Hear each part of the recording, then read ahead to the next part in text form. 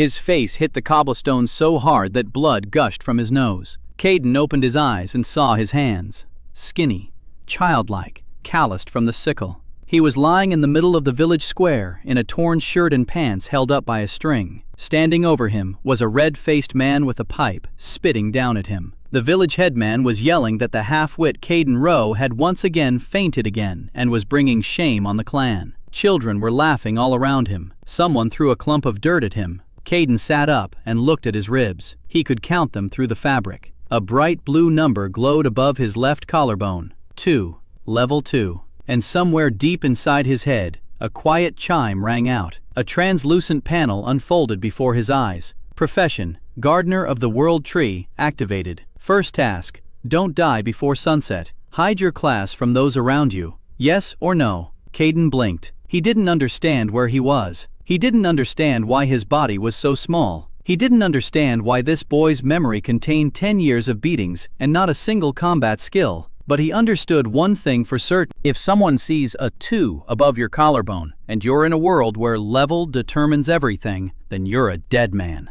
He chose to hide it. The panel flashed and went dark. At that very moment, a 19-year-old guy stepped out onto the square. Tall, broad-shouldered, with a sword at his belt and a blue .22 above his collarbone.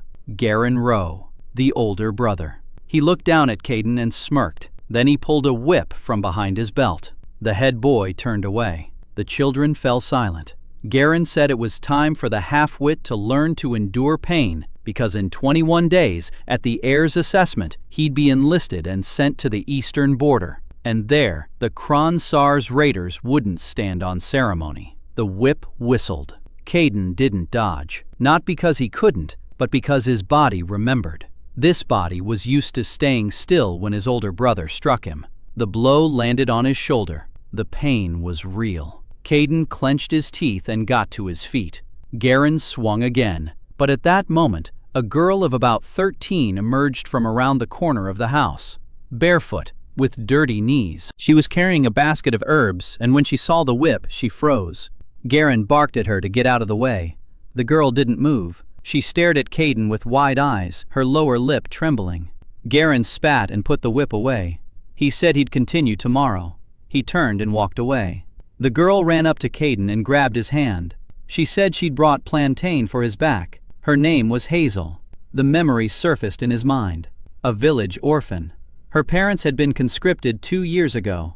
The village fed her out of pity. Everyone was waiting for that extra mouth to die off on its own. Caden looked at her.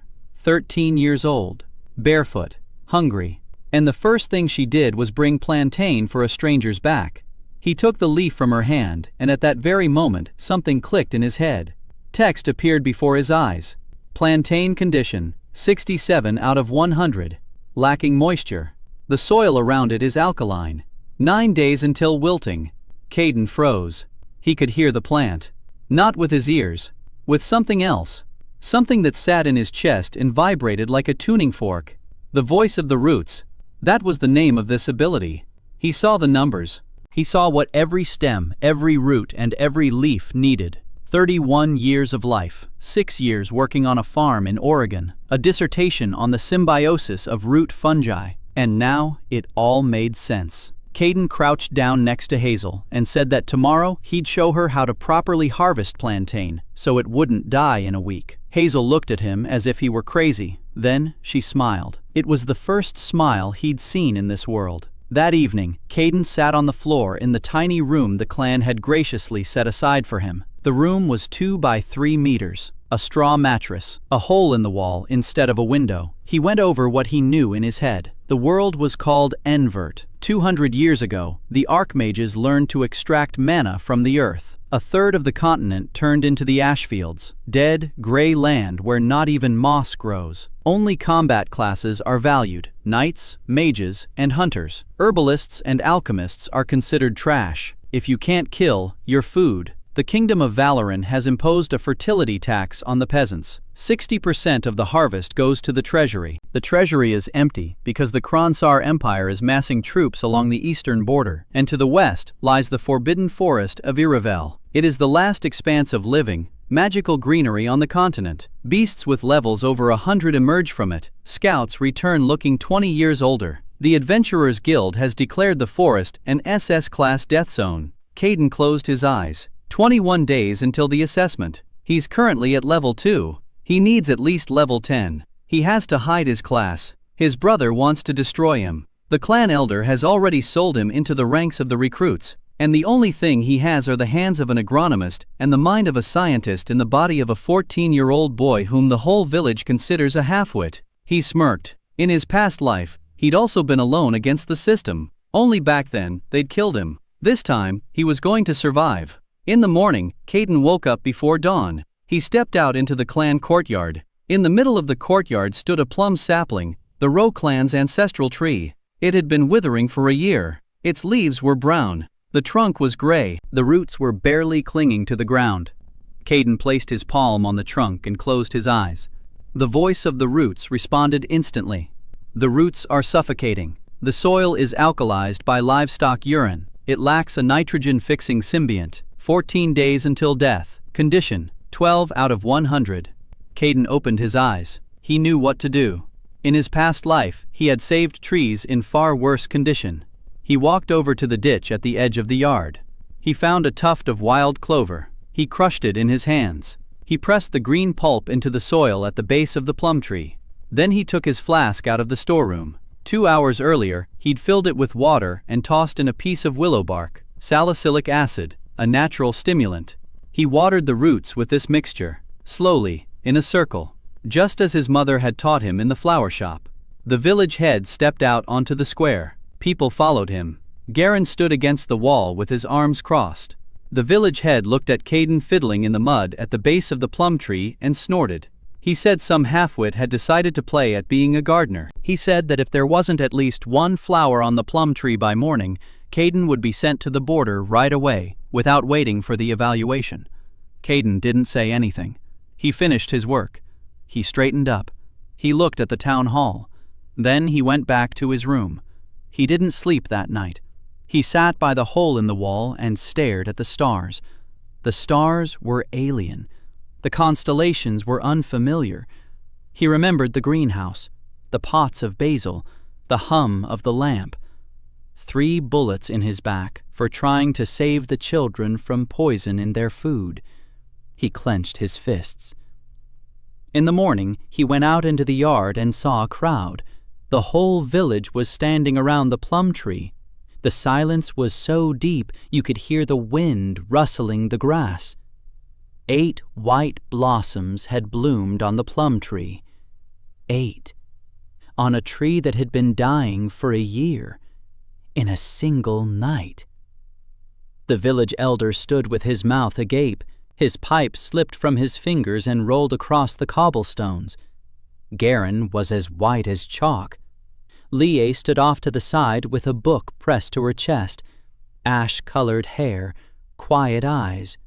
A half-blood of the clan. A future priestess of the moon.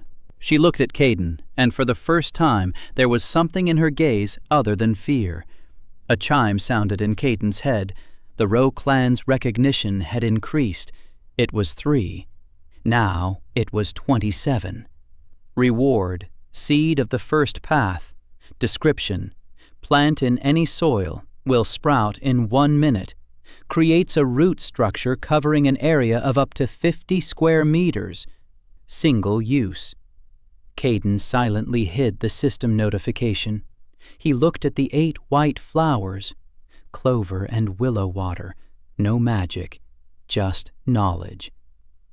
60 years ago, a professor from Cornell proved that clover fixes atmospheric nitrogen through nodule bacteria and restores alkaline soil in 48 hours. Caden simply remembered his article, and the world considered him half crazy. He turned and walked away. Behind him, the foreman began giving orders. The foreman's voice was trembling. That evening, Hazel ran into his little room. She was out of breath.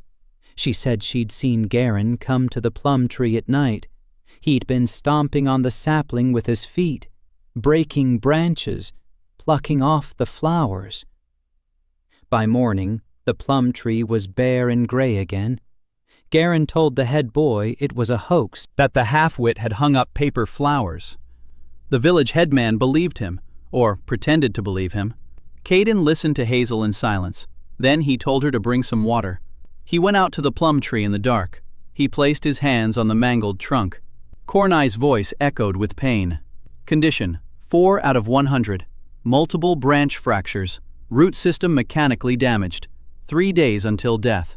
Caden stood in the darkness and looked at the dying tree. His own brother had destroyed the clan's ancestral plum tree just to prove that Caden was useless. He closed his eyes. Then he began to work. Until dawn. Caden woke up in the body of a 14-year-old outcast from the row with a level of 2 and the hidden class of World Tree Gardener. He revived the clan's ancestral plum tree in a single night, using agronomic knowledge from his past life, and received the seed of the first path as a reward. Garin destroyed the plum tree that night to discredit his brother, and Caden was left with the choice of saving the tree all over again, this time with even more severe damage. Caden worked until dawn. He took off his shirt and wrapped it around the largest broken branch to stabilize the fracture. Then he found some fresh clover in the ditch and repeated the procedure. There was only enough willow bark left in the flask for 1 dose. He used it all. Cornai's voice displayed the numbers in real time. Status 4. Then 5. Then 6. Slowly. Too slowly. The tree needed a symbiont that didn't exist in this soil. Caden sat down on the ground and thought. In his past life, he would have used a mycorrhizal inoculant, a fungal powder that establishes a symbiotic relationship between the roots and soil fungi within 72 hours. There was no such powder. But there is magic here, and he has the voice of the roots. He placed his palms on the ground next to the plum tree's roots. He closed his eyes. He asked. He didn't order. He didn't demand. He asked. If somewhere in this soil there is a mycelium that wants to live next to this tree, then he is ready to help it reach the roots. Silence. A second. 2. 5. And then something responded. Deep underground, about 3 meters below the surface, a faint signal. Mycelium status, 2 out of 100. Species unknown. Depth, 3.4 meters. Needs water and organic matter. Caden opened his eyes. 3.5 meters down. He couldn't dig that deep with his hands. He looked at his care goggles. 12 SP out of 12. Ability, soil restoration. Consumes SP to restore a patch of soil. He'd never used it before. He didn't know exactly how it worked, but there was no time to learn. He concentrated and directed all 12 points into the ground directly beneath the plum tree, vertically, in a narrow column, not outward, but downward. The earth beneath his palms trembled. Warmth spread downward. Caden felt the energy leaving his body. His 12 SP dropped to 0 in 3 seconds. He staggered. His head spun. But the voice of the roots showed the result. The mycelium had risen 1.5 meters. Status 2 had become 11. The soil in a column 20 centimeters in diameter had come to life to a depth of 2 meters from the surface. Not enough. But the mycelium was moving upward. It would need another 18 hours to reach the plum tree's roots. Caden lay down on the ground. He didn't even have the strength to stand up. SP regenerates at a rate of 1 point per hour. In 12 hours, he'd be full again. But 12 points was all he had. No passive income, not a single square meter of restored land. He lay on his back and gazed at the sky as it grew lighter. Hazel found him at dawn. She brought him a piece of bread and a mug of water. Caden sat up. He took the bread. He took a bite. The bread was stale and sour, but it was food. He thanked Hazel. She sat down next to him and started swinging her legs. She asked why he was bothering with the tree if Garen was just going to break it again anyway. Caden replied that the tree wasn't to blame for the fact that Garen is a fool. Hazel laughed. Then she grew serious and said her stomach had been hurting for 3 days. Caden looked at her closely. Pale skin, dark circles under her eyes, a bloated stomach despite her overall thinness. He asked what she'd eaten. Hazel said she'd picked some berries by the road 2 days ago. Red ones, sweet. A chill ran down Caden's spine. He asked if the berries had 3 seeds inside. Hazel nodded. Wolfberry, or its local equivalent. The toxins were already in her intestines. In a day, bloody diarrhea would set in. Without treatment, the child could die in 3 days. Caden stood up. The weakness hadn't gone away, but he forced his body to move. He needed 3 things: calamus root to bind the toxins, oak bark to settle the intestines, and mint to relieve the cramps. Calamus root grew by the stream beyond the village. Caden knew this from his body's memory. The half-witted boy might not have known how to activate his combat skills, but he'd been roaming the countryside for 10 years and knew every blade of grass. Caden reached the stream in 20 minutes. He found the calamus. He placed his palm on the stem. The voice of the roots. Condition 78 out of 100. The root is healthy. The active oil content is high. Caden addressed the plant. He explained that he needed a piece of the root to save a child, that he wouldn't tear it out, that he was asking for it. The system called this symbiosis, an agreement with the plant for voluntary surrender. The calamus remained silent for 3 seconds.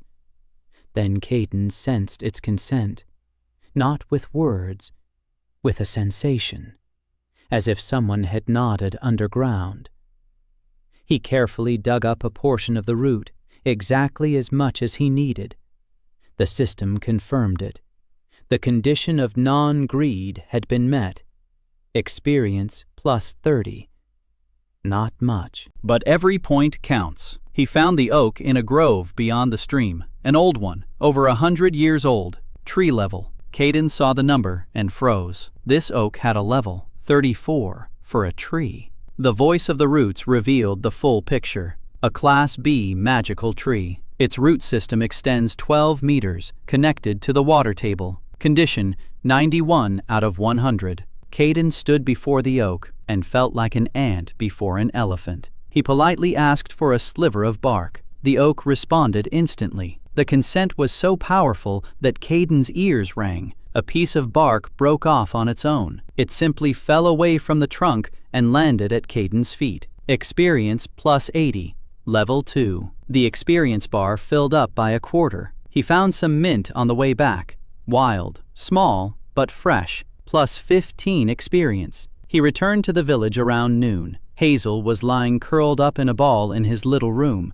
Her stomach ache had gotten worse. Caden lit a small fire. He sliced the calamus root into thin strips. He brewed it with oak bark. He added the mint at the last minute so as not to counteract the calamus's effect. 3 ingredients, precise dosages, not by eye, but by calculation. He knew the molecular composition of each of these plants. He knew how they interacted. He knew how many minutes to simmer them so the essential oils wouldn't evaporate. He gave Hazel the decoction to drink, in small sips, every 10 minutes. After an hour, the pain subsided. After 3 hours, the bloating began to subside. By evening, Hazel had fallen asleep, peacefully, pain-free. A signal sounded in Caden's head. The quest branch has been activated. Hazel felt gratitude. Recognition points received. Amount 3. The lottery is available. Caden opened the lottery. A seed appeared. Small, unremarkable. A night jasmine seed. Description: blooms only in the dark. The scent relieves anxiety and improves sleep within a 10-meter radius. Grows in any soil. Caden looked at the sleeping Hazel. Then he planted the seed in the corner of the little room. He watered it from a mug. A minute later, a thin sprout broke through the dirt floor. By morning, Hazel woke up feeling healthy. The first thing she saw was a white jasmine flower in the corner of the room. She asked where it came from. Caden said it had grown on its own. Hazel touched the petals. She smiled. and said that from now on she would call him Big Brother. Caden said nothing. He had a lump in his throat. He went out into the yard to check on the plum tree. Overnight, the mycelium had reached the roots. The symbiosis had begun. The plum tree's condition, it was 6. It's now 19. Growth, slow but steady. The survival prognosis changed from 3 days to stable. Caden exhaled. It was a small victory. But in this world, small victories were all he had. 19 days until the evaluation. Level is still 2. SP have recovered to 12. Time to head into the forest. Caden saved the plum tree by reactivating the underground mycelium using the soil restoration ability and spending all his SP.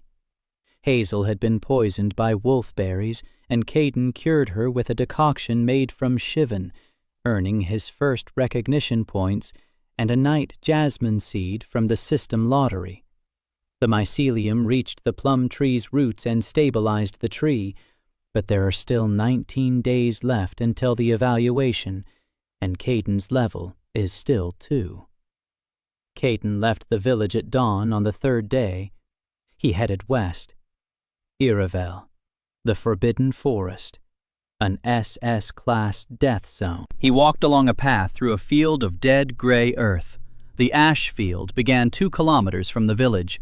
The grass ended abruptly, as if someone had drawn a line with a knife. On one side was life, on the other, gray dust in which there was nothing. No worms, no bacteria, no fungi. Caden crouched at the edge and placed his palm on the dead earth.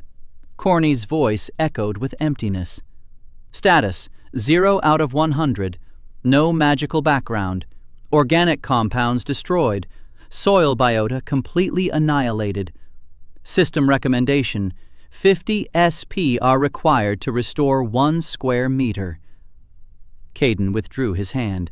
He had 12 SP. That would be enough for exactly 0.24 square meters, not even enough for a single sidewalk tile. He stood up and kept walking. It was 4 kilometers across the ash field to the forest. Gray dust crunched under his feet. Not a sound, not a breath of wind, a deathly silence that made his ears ring. An hour later, he saw trees. Iravel began with a wall of greenery, literally a wall. The trees stood so close together that you couldn't squeeze a hand between the trunks. The canopies closed in to form a solid canopy. No light penetrated inside. Caden stopped at the edge of the forest. He placed his palm on the nearest trunk. Cornet's voice exploded with information. Border oak, level 58. Condition 94 out of 100. Root system connected to 340 trees within a 200-meter radius. Status, guardian. Mood, alert. Caden swallowed hard. Level 58. At the border tree. Not the main one, the outermost one. So what's growing in the center? He didn't try to force his way in. Instead, he sat down at the oak's roots and spoke. Quietly, calmly. He introduced himself, said he was an herbalist, that he hadn't come to chop down or burn anything, that he needed help.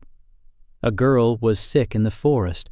Well, not exactly in the forest, in the village. She was 13 and could only fall asleep when the jasmine bloomed, and he needed to level up to survive in 19 days. And he wanted to ask, was there anyone in the forest willing to talk? Silence. A long one. A minute. 2.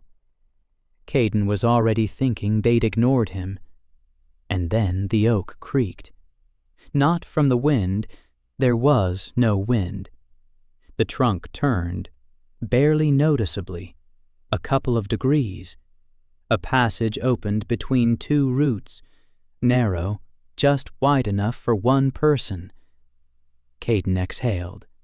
He stood up and stepped into Iravel. It was dark inside the forest, not like at night, like in a cathedral, a green twilight. Light seeped through the leaves and bathed everything in an emerald hue. The air was so thick you could almost drink it. Caden took a breath and felt his body fill with something. SP. His care points, which had been 12 out of 12, suddenly became 12 out of 14. The maximum had increased, simply from breathing the air of Iravel. He walked along the path the forest opened up before him. The trees parted. The roots moved out of the way beneath his feet. Someone was guiding him. 20 minutes later, he emerged into a clearing. In the middle of the clearing stood an ash tree, a young one, about 30 years old. Level 22, condition 88 out of 100. The ash tree had silvery leaves. Each leaf glowed from within with a faint white light. Caden approached. He placed his palm on the trunk, and for the first time, he heard something other than data. He heard a voice. Not words, more like a melody. The ash tree was singing, quietly, at a frequency the human ear shouldn't have been able to detect, but Caden could hear it.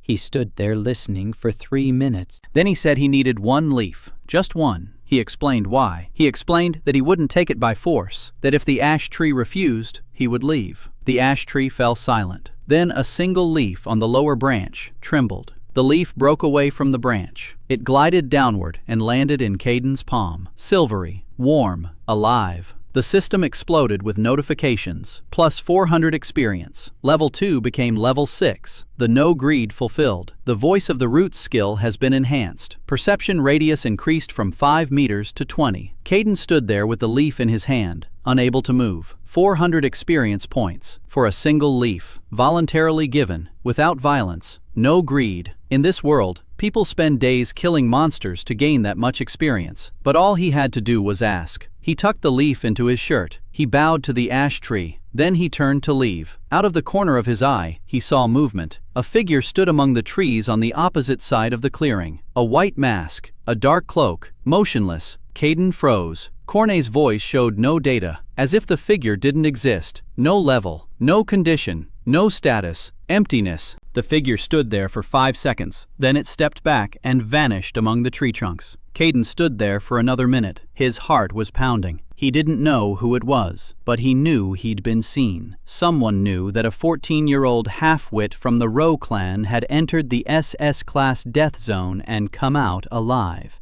He quickly headed for the exit. The forest opened up a path again. The oak guard parted its roots. Caden stepped out onto the ash field and headed toward the village. Halfway there, he stopped. He looked at the gray, lifeless earth beneath his feet. He looked at his 14 SP. Then he crouched down. He placed his palms on the ashes and spent 12 SP, not on the whole field, just a patch the size of a plate, 24 hundredths of a square meter. The earth beneath his palms darkened. It turned from gray to brown, from dead to dormant. The system confirmed it. A 0.24-square-meter plot had been restored. Passive income plus 0.24 SP per hour. Negligible, but it was the first living patch of earth on the ash field in 200 years. Caden stood up and walked on. Behind him, on the dark patch of earth,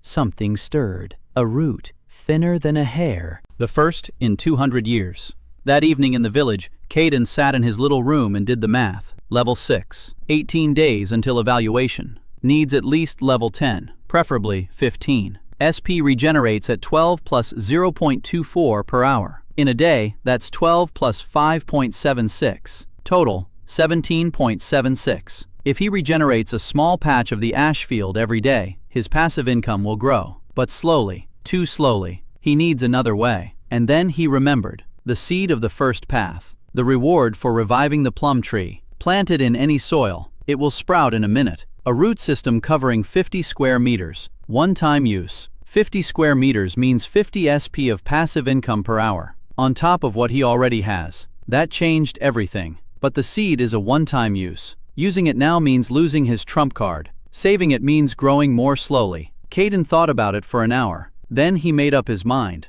Not now. The first pass seed is his last resort for the evaluation. If things go badly, then he'll have to level up in the forest. Go to Iravel every day. Ask every day. One leaf. One conversation. Without greed. He lay down on the mattress. Hazel was sleeping in the corner next to the jasmine. The white flower glowed in the dark.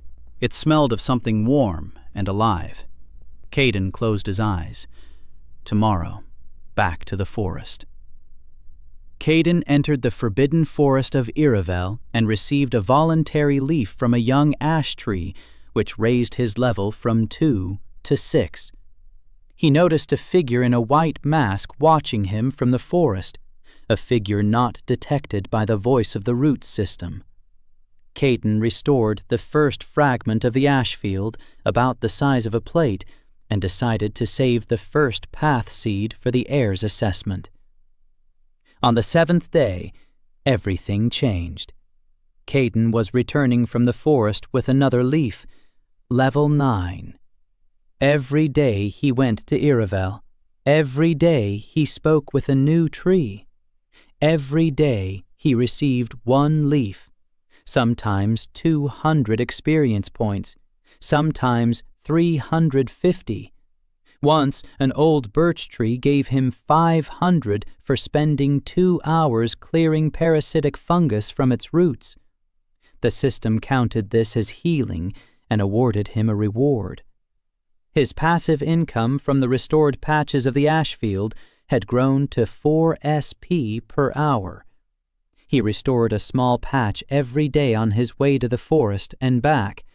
In total, he had restored about 4 square meters, a trifle by the continent standards. But for Caden, those 4 square meters were proof the ash fields could be revived, not through the magic of archmages, through patience and care. He was entering the village through the south gate when he heard a scream, a child's scream, high-pitched, full of pain. Caden ran. A crowd had gathered in the square in front of the village headman's house. In the center of the crowd, Garen was holding Hazel by the hair. The girl's left arm hung at an unnatural angle, broken. Garen was speaking loudly so everyone could hear. He said he'd caught a thief, that this orphan had stolen bread from the clan's storeroom, that according to clan law, theft was punishable by a brand on the forehead. Hazel was crying, quietly, without screaming. She could no longer scream. Caden made his way through the crowd. People parted, not because they were afraid of him, because no one wanted to stand in Garen's way.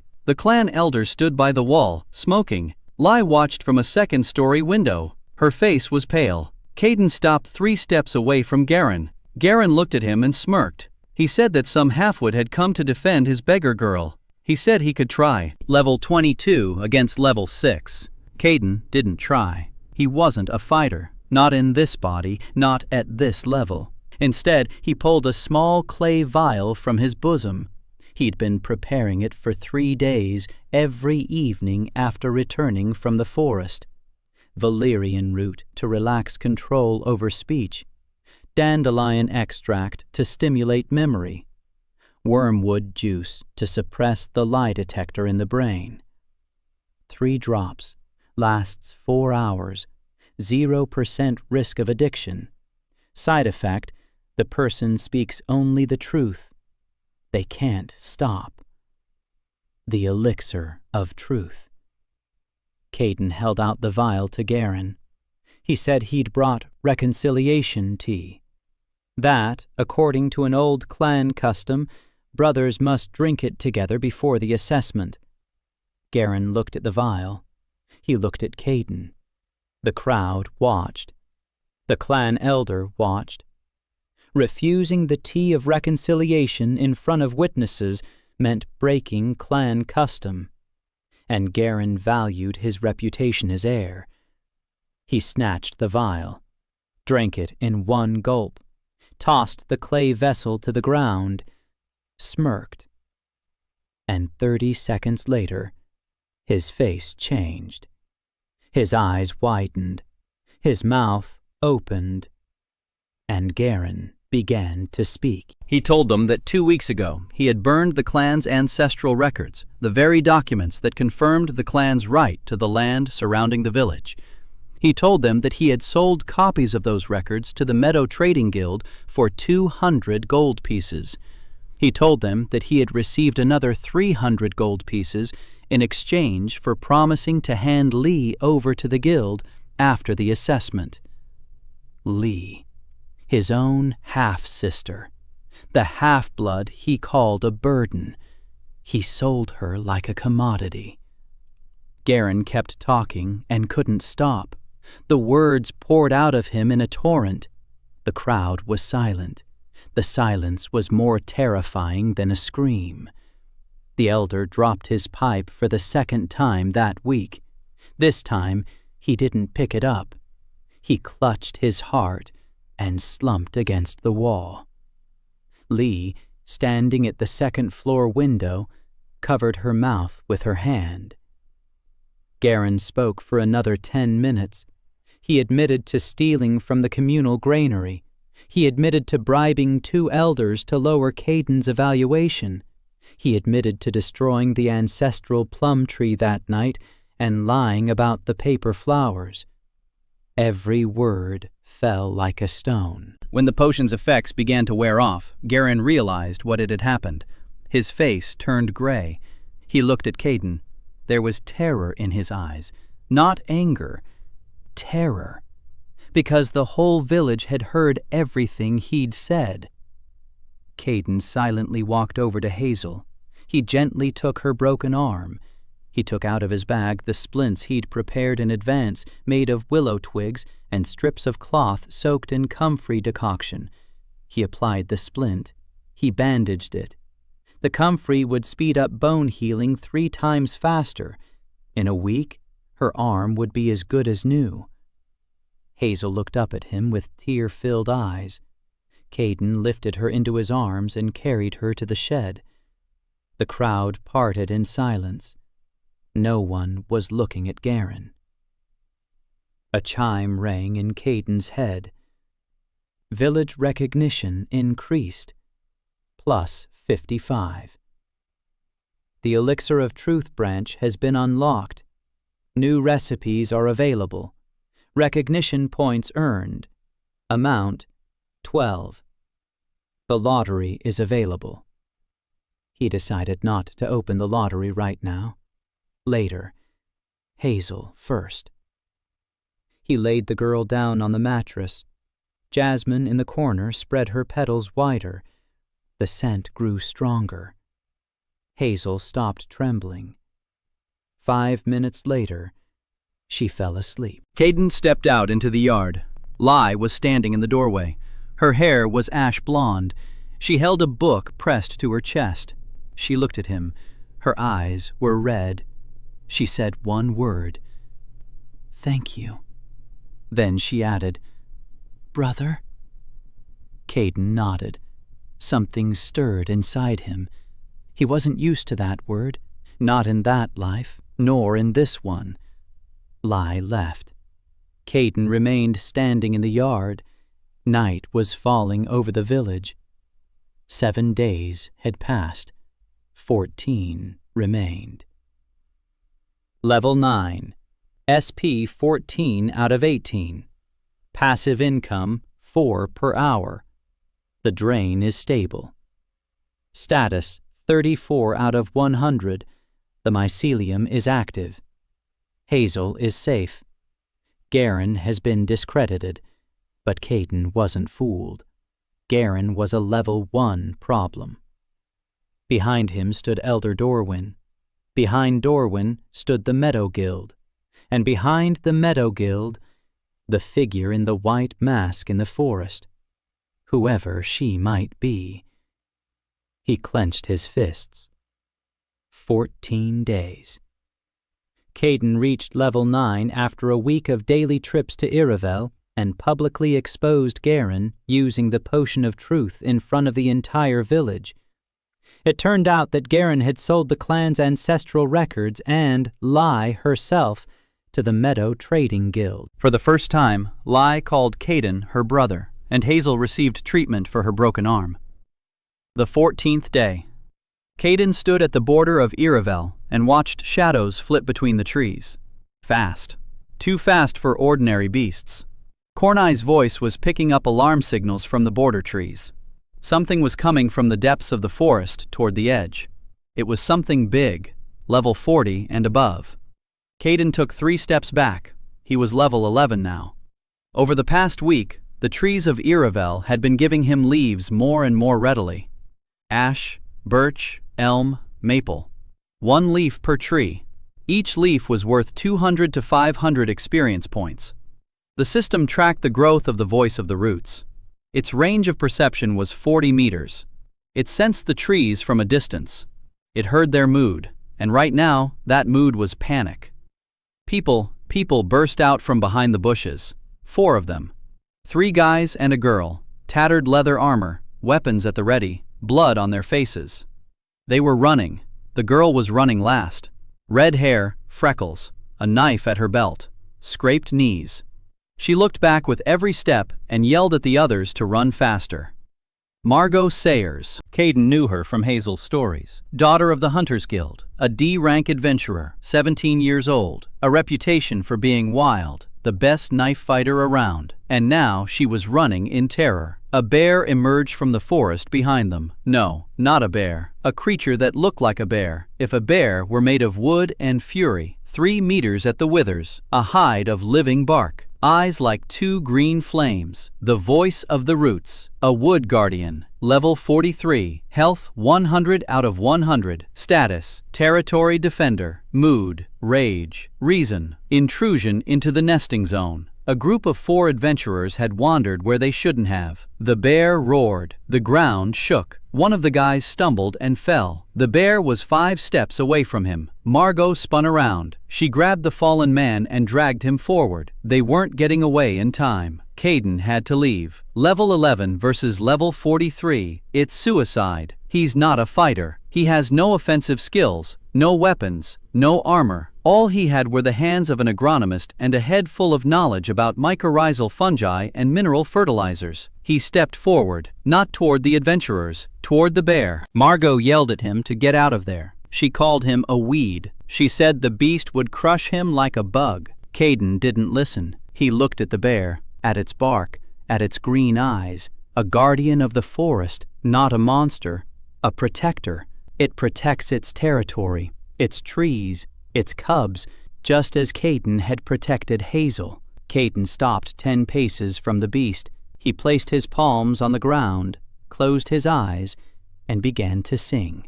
He didn't know where the melody came from, didn't know the language in which the words were sung. It was something ancient, something that came not from his head, but from the earth, through his palms, up his arms, and into his throat. The voice of the roots pulsed. The trees around him froze. The bear froze. Its green eyes flickered. Fury turned to wariness. Wariness turned to surprise. Caden sang. Quietly. No louder than a whisper, but the forest carried the sound. Every tree passed the melody on, like an echo through a hall. The bear lowered its head. Its front paws bent. The 3-meter-tall creature of bark and fury lay down on the ground. It closed its eyes. Caden fell silent. Silence.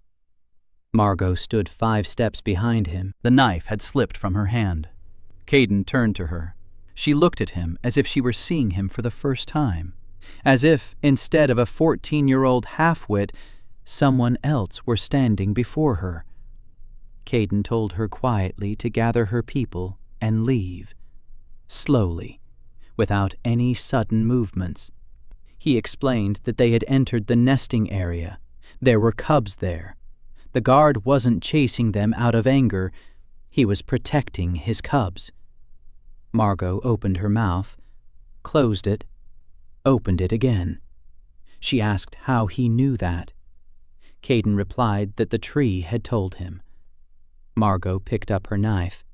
She looked at the bear lying on the ground, breathing steadily. She looked at Caden. Then she gathered her people. 2 were wounded, not seriously, but they were bleeding.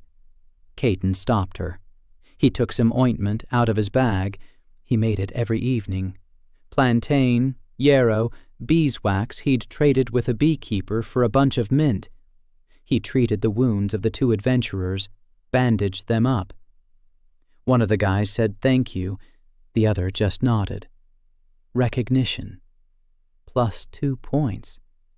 Not much, but these were strangers, not family, not the village. Adventurers. Her first contact with the outside world. Margot stood nearby and watched him work. Then she asked his name. He told her, Caden Rowe. She snorted, said she knew that name, a half-wit from the Rowe clan. A weed. Caden nodded. Margot was silent for a moment. Then she said her name was Margot Sayer and that she wanted to know who he really was. Caden replied that he was a herbalist. Margot said that herbalists don't talk to level 43 bears. Caden shrugged. He said that this particular herbalist does talk to them. Margot was silent for another 10 seconds. Then she said she'd go with him to the village. Caden didn't argue. The four of them walked across the ash field. The two wounded men leaned on each other. Margot walked beside Caden, silently. She was thinking. Caden could feel the voice of the roots locking onto her, not as a plant, as a human. The ooze scale. Margot Sayer. It had been 3. Now it was 18. Almost 20. At 20, he'd see what she really needed. Not what she was asking for, but what she actually needed. They reached the village by evening. Hazel ran out to meet them. Her arm was in a splint, but was already moving. The comfrey was working as it should. She saw Margot and hid behind Caden. Margot looked at the girl, then at Caden, then at the little room with the jasmine in the corner, then at the plum tree in the yard, which already had 22 leaves, green, alive. Then she said she was staying the night. She wanted to understand what was going on here. That night, Caden sat on the roof of the little cottage and looked at the stars. Margot sat beside him. She was silent. Then she said that 3 years ago, her father had gone to Iravel on a hunt. A rank B adventurer, level 45, one of the best hunters in the district. He never came back. The guild declared him dead. Margot swore she would burn down the forest, every tree, every root, for her father. Caden was silent. He listened. Then he said one thing. He said her father hadn't been eaten. Margot turned to him. Her eyes were filled with rage. He continued. He said that when he was in the forest, in the 17th section from the entrance, there was an old oak tree, level 67. In its root system, the voice of the roots had detected a trace. Human, not dead, alive, integrated. Her father wasn't dead. He had become part of the forest. Margot didn't move. She didn't blink. 10 seconds. 20. Then her shoulders shook. She didn't cry. Margot Sayer doesn't cry. She clenched her fists so tightly that her nails dug into her palms, and she said one word, "Show me." Caden nodded. "Tomorrow. It's too dark tonight. The forest won't let you in at night." Margot nodded. She stood up. She went downstairs. She lay down at the entrance to the storage room. Like a dog, like a guard. The system updated the scale of pain. Margot Sayer, 18 became 24. At 20, it's clear what's needed. Caden had already seen it. She doesn't need revenge. She needs her father, alive, or at least not forgotten. 7 days until the assessment. Level 11, SP 22 out of 26. Passive income, 6 SP per hour. 6 square meters of the ash field have come to life. Clan Plum, status 47 out of 100.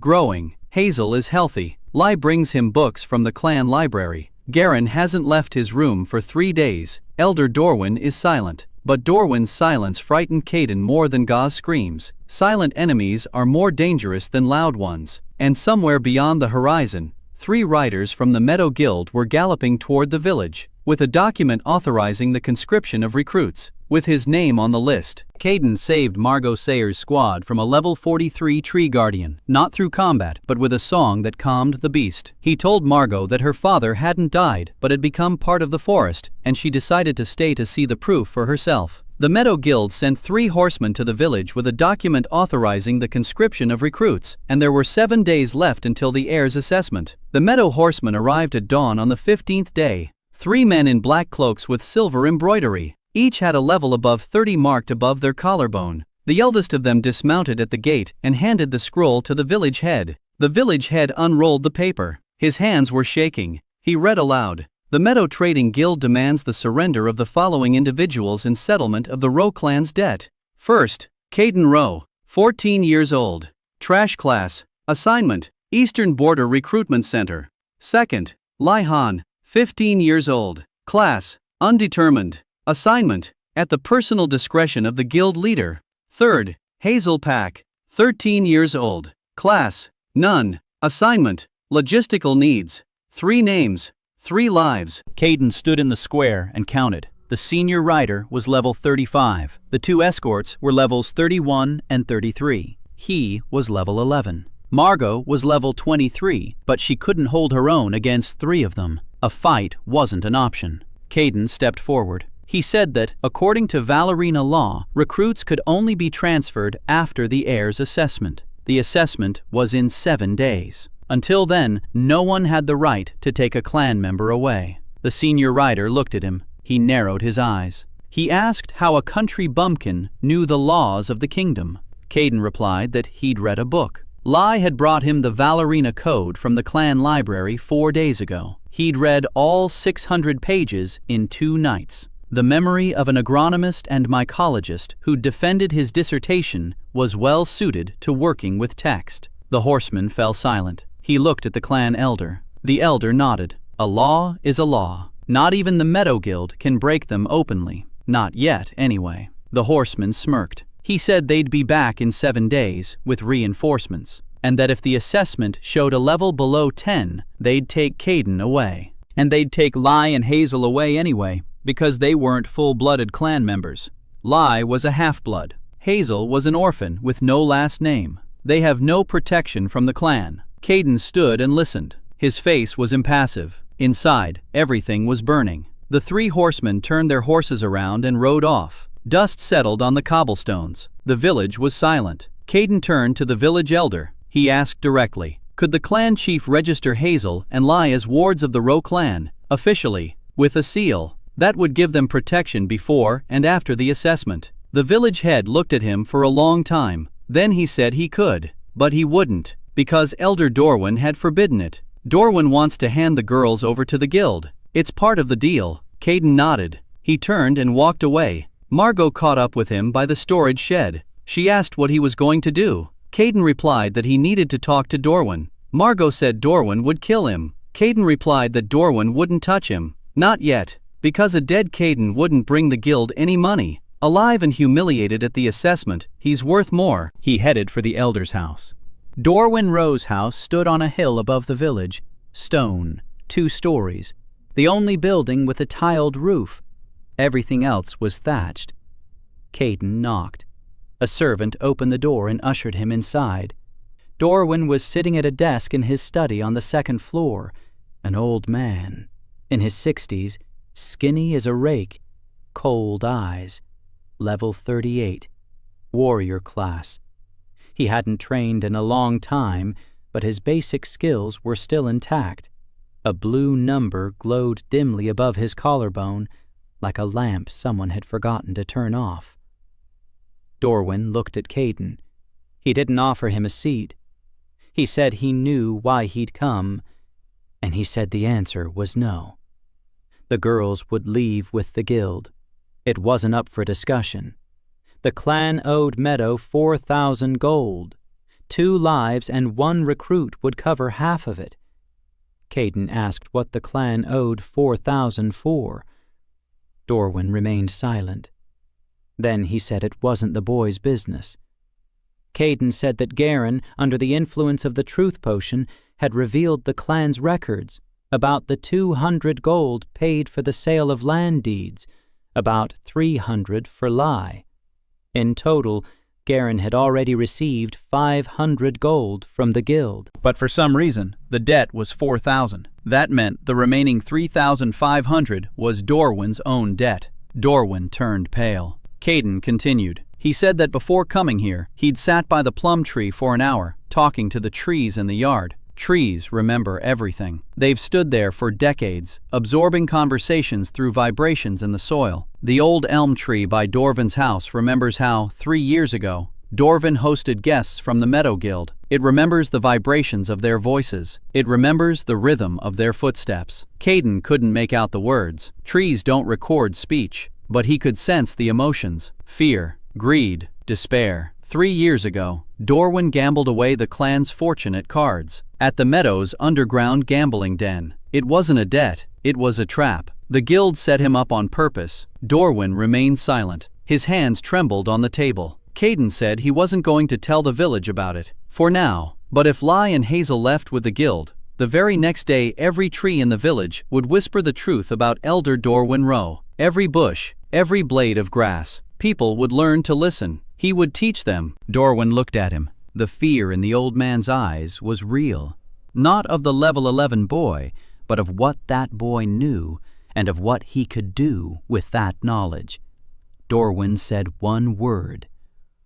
"What do you want?" Caden replied, 3 things. First, Lee and Hazel will be registered as clan wards until the assessment. Second, the assessment will be conducted fairly, without any bribed elders. Third, if Caden passes the assessment, Dorvan will grant him the right to represent the clan before the guild. Dorvan laughed dryly, without joy, and asked why a 14-year-old half-wit would need the right to speak on behalf of the clan. Caden replied that he intended to pay off a debt. Dorvan fell silent. Then he nodded. He said he'd sign it.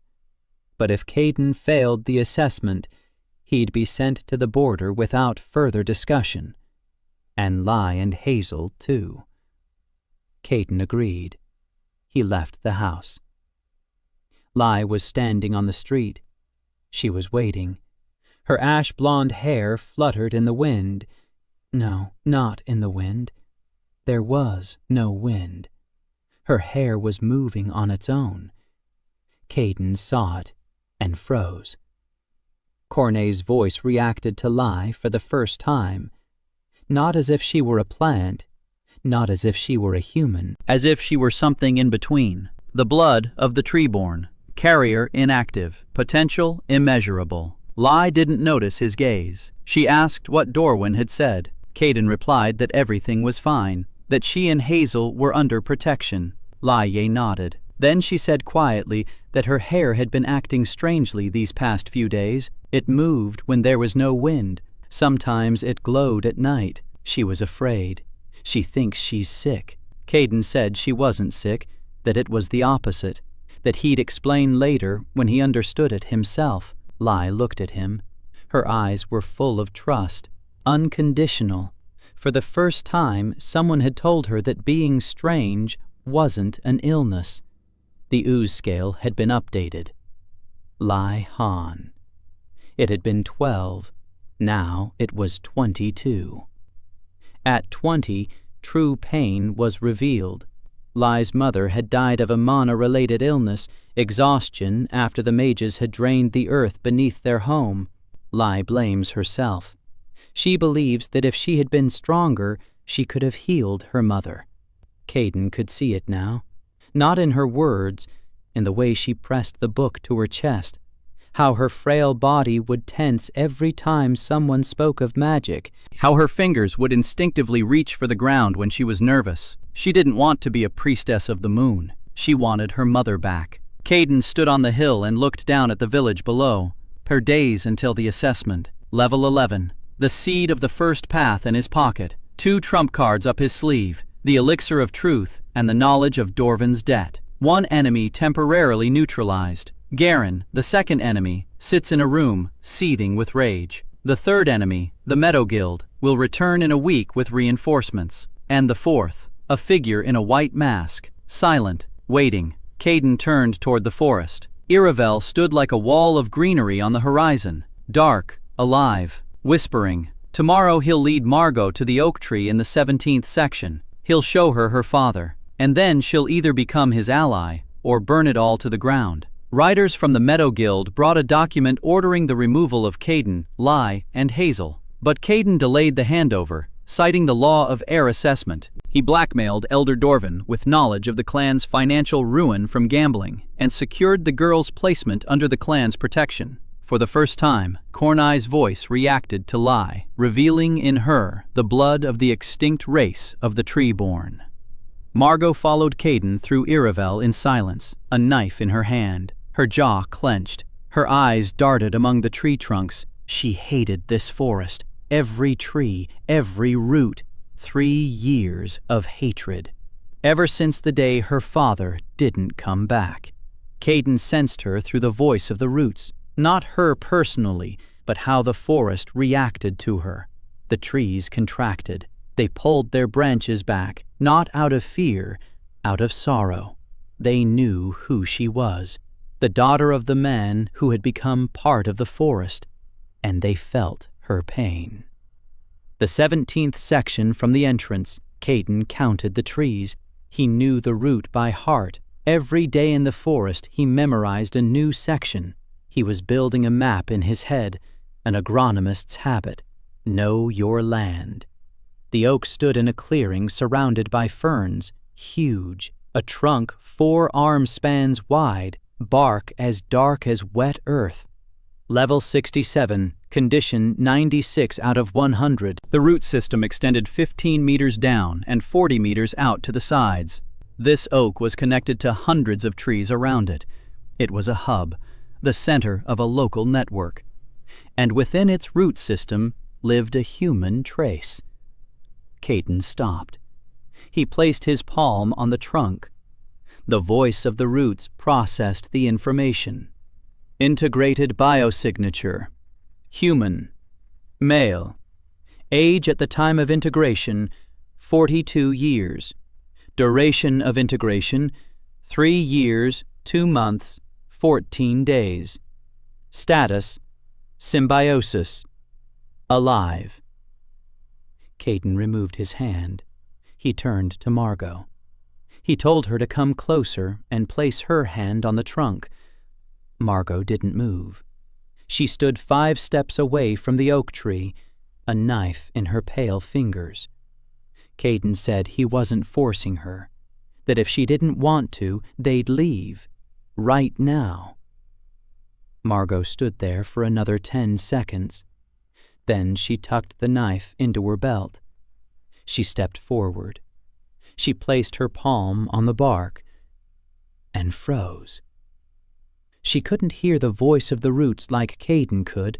She didn't have that ability. But the oak did something else.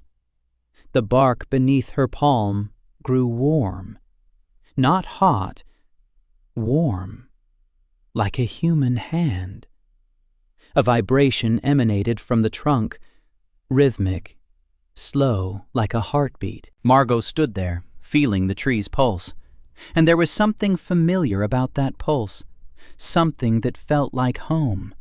She recognized it, not with her mind, but with her body. Every cell in her body remembered that rhythm. She used to press herself against that chest when she was little and fall asleep to that thumping. Margot took her hand off the trunk. She took a step back. 2. Her face was motionless, stone-like. Then she turned and walked away from the clearing at a brisk pace. Caden didn't follow her. He gave her time. He stood by the oak for another 5 minutes. He thanked the tree. He asked it to pass on the message that his daughter had come. The oak's bark twitched. A single leaf fell from a branch. Slowly, gliding, it landed at Caden's feet. Plus 600 experience. Level 11 became level 12. Caden picked up the leaf. This one was different.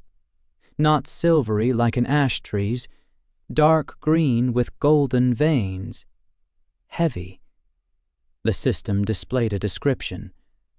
A leaf from the father's oak. A special item. When passed to the owner's daughter, it creates a bond between the bearer and the integrated entity. It allows the bearer to hear the tree's voice once a day from a distance of up to 10 kilometers. Caden tucked the leaf away. He found Margot at the edge of the forest. She was sitting with her back to a tree. She wasn't crying. Margot Sayer doesn't cry. She was clutching the handle of a knife and staring at the ground. Caden sat down beside her, in silence. 5 minutes later, she spoke. She said she'd been planning to burn down this forest for 3 years. She'd been saving money for gasoline. She'd drawn a map, marked the spots where she'd set the fires. Every night before bed, she'd imagined Iravel burning. And now she was sitting next to the tree where her father lived. And if she set the forest on fire, she'd kill him. For real. Forever. Caden didn't say anything. He pulled a dark green leaf from his bosom. He held it out to her. He said it was from his father. Margot took the leaf. Her fingers were trembling. She pressed it to her ear. She closed her eyes. And she heard it. Caden didn't know exactly what. Cornet's voice didn't intercept the tree's private messages, but he saw how Margot's face changed, how the wrinkles on her forehead smoothed out, how her shoulders relaxed, how the tension she'd been carrying for 3 years melted away. She opened her eyes. She looked at Caden. Then she said that if anyone touched this forest, she would personally cut out their heart with her knife. Caden nodded. The ooze scale updated. Margot Sayer. It was 24. It became 38. They returned to the village by evening. 5 days until the assessment. Caden asked Margot for a favor. He needed a sparring partner, not for a fight, but to learn how to dodge. At the assessment, Garen would attack. That was obvious. Caden wouldn't be able to fight him, a level 22 swordsman against a level 12 gardener. But he didn't need to fight.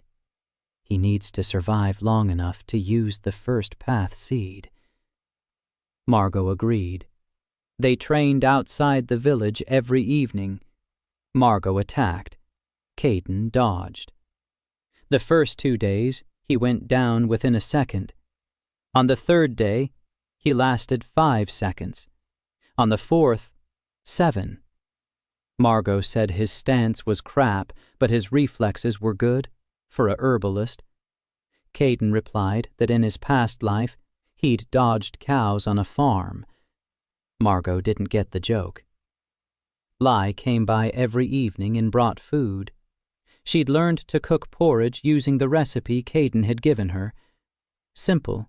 Oats, water, a pinch of salt, berries on top. But she added something of her own, herbs she'd found by the stream. The porridge had a hint of mint and something floral. Caden tasted it, and the system reacted. Recipe recognized, tree-born porridge. Effect, SP recovery 20% faster for 6 hours. Source, the intuitive cooking skills of a tree-born blood carrier. Lai didn't know what she'd done. She was just cooking, but her blood knew. Her hands remembered the recipes of a race that had gone extinct 1,000 years ago. Caden ate the porridge and said nothing. SP regeneration 20% faster, that's serious. It means that every hour he gets not 6 SP, but 7.2. Over a day, that's a difference of 28 points. He looked at Lai. She was sitting next to him, flipping through a book. Her hair was moving on its own, a faint glow at the roots. She didn't notice, or she was pretending not to notice. Hazel was sleeping in the corner. Her arm had almost healed.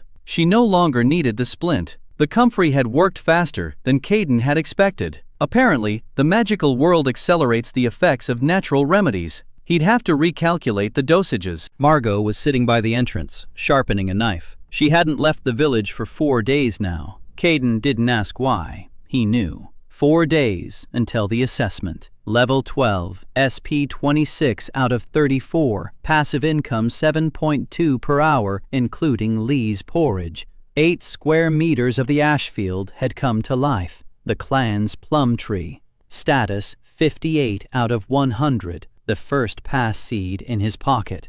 Truth potion in reserve. 3 allies, Hazel, Lai, Margot. 3 enemies, Garen, Dorwin, Meadow, and 1 unknown. The white mask in the forest. Caden closed his eyes. In 4 days, everything will be decided.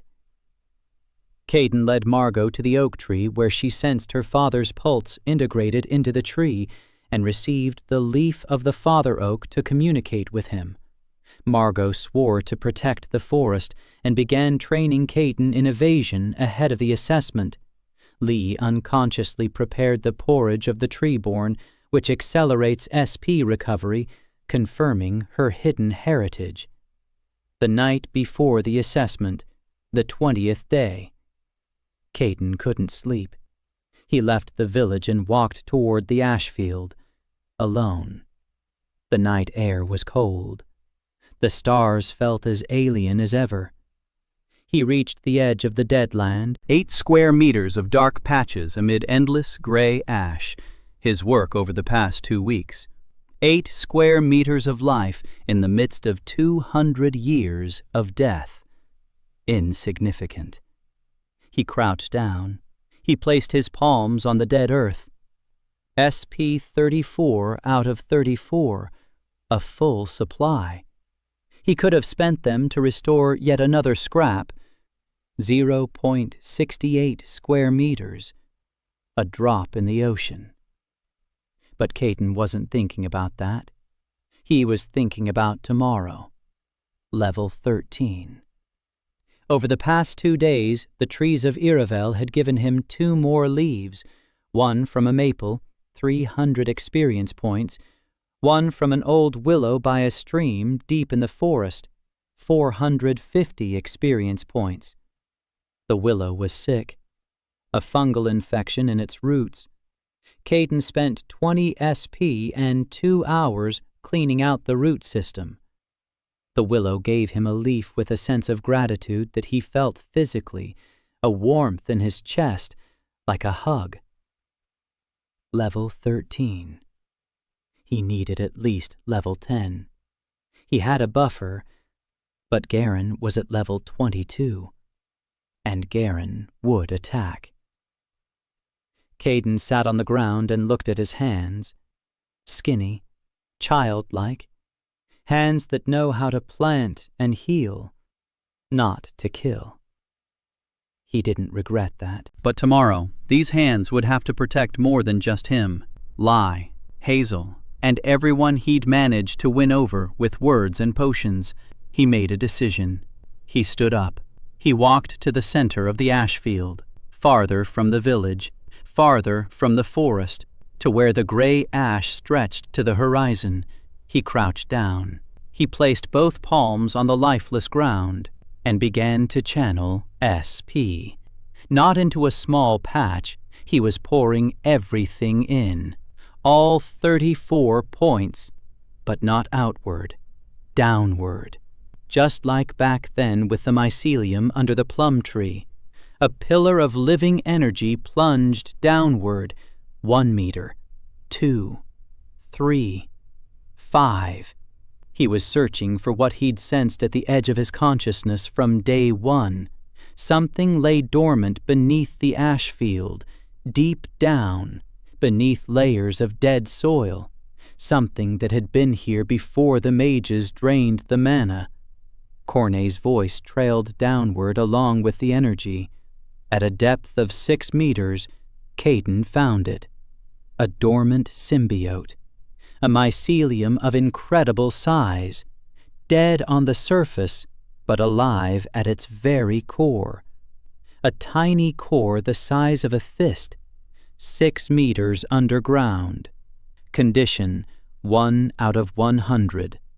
Species, primordial mycelium.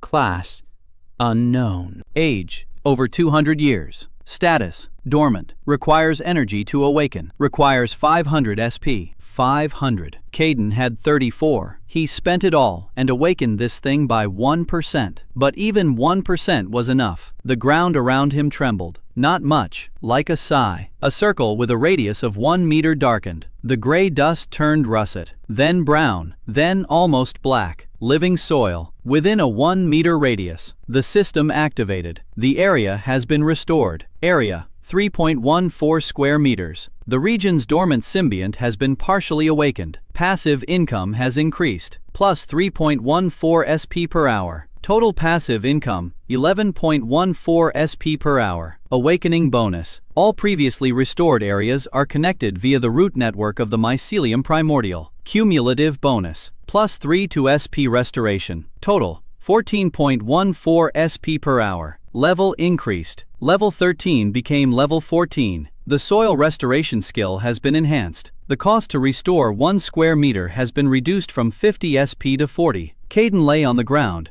completely exhausted. 0 SP. His head was spinning. His body wouldn't obey him, but he was smiling. Level 14. Passive income of 14 SP per hour. And most importantly, beneath his feet lay a mycelium capable of reviving the entire ash field.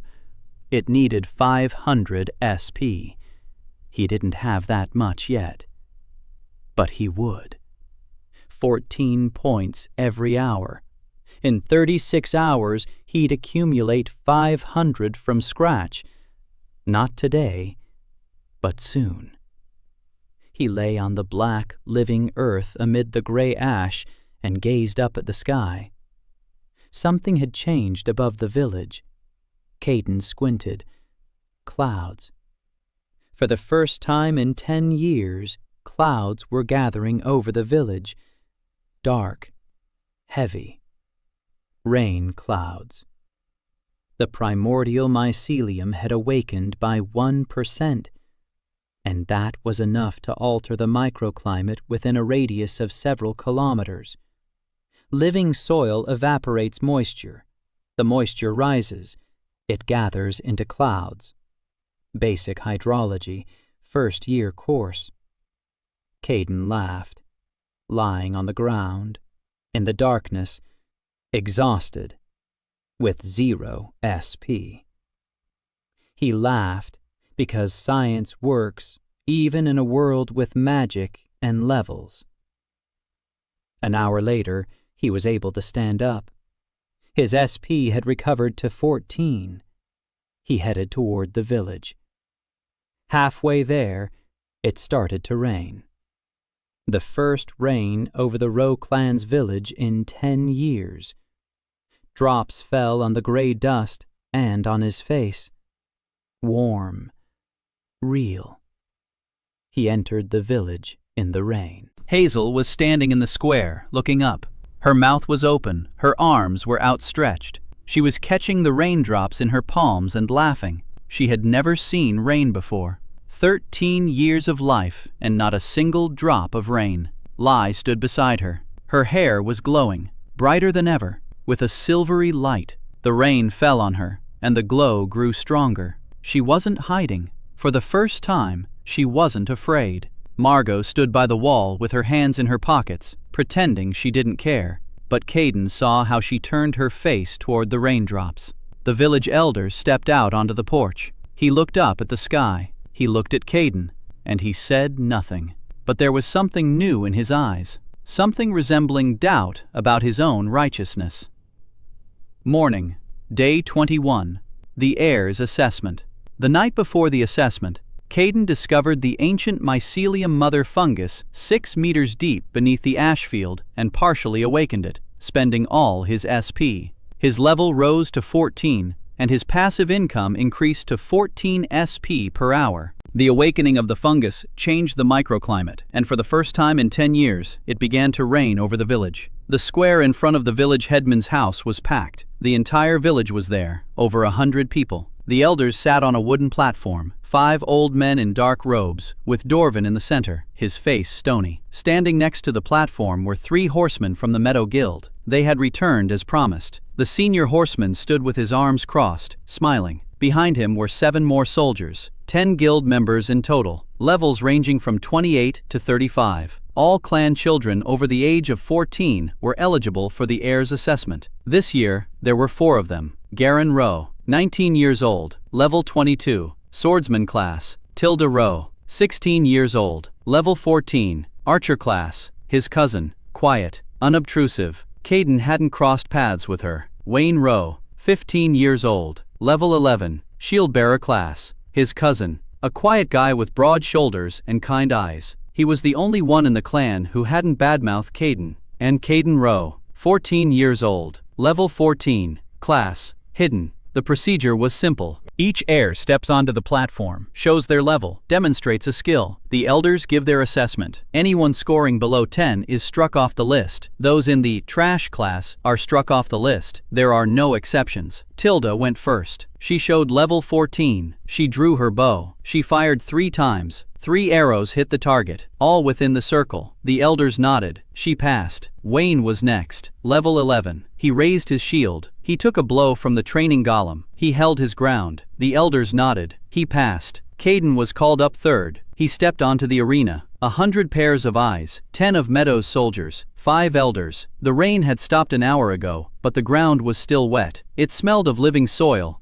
a scent the village had forgotten 10 years ago. Caden took off his shirt. According to the assessment rules, his level had to be visible. A blue 14 glowed above his collarbone. The crowd froze. 2 weeks ago, he'd been a 2, a half-wit, a defective herbalist. Now he was a 14, higher than Tilda's, in fact, higher than Wayne's. The village head would have dropped his pipe, but he no longer had one. He'd lost it last week and hadn't found it. Dorwin stared at the number 14, and his expression didn't change. He knew, or he suspected. The elder to his left whispered something. Dorwin nodded. He stood up. He said the level was sufficient, but according to clan rules, the heir must demonstrate a skill, a combat skill. Caden replied that his class wasn't a combat class. Dorwin said that rules were rules. If a class couldn't demonstrate combat skill, then it was a worthless class, and a worthless class would be struck from the list.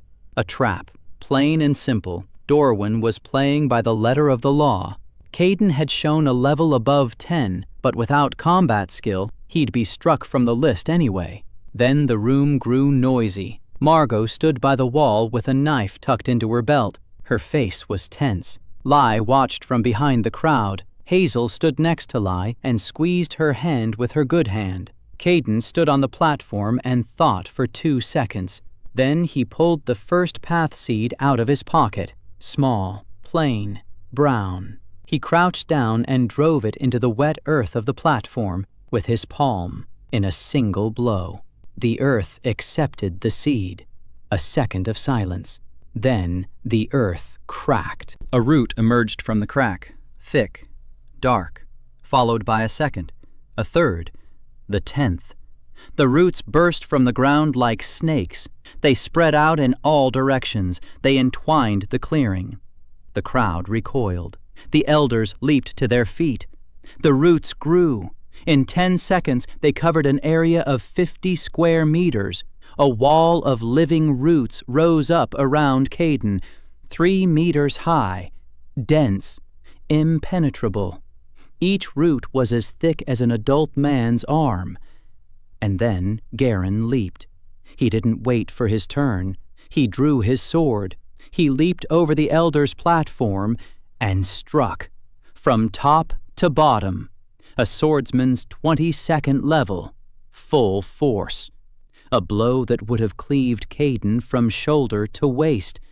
The root wall intercepted the blade. 2 roots wrapped around the edge, stopped it. Garen yanked his sword back. It wouldn't budge. He struck again, and again, and again. 4 strikes in 3 seconds.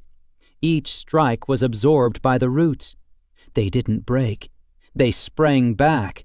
They absorbed the energy, and they grew. With every strike from Garen, the wall grew thicker. It fed on his fury. Caden stood inside the wall, motionless.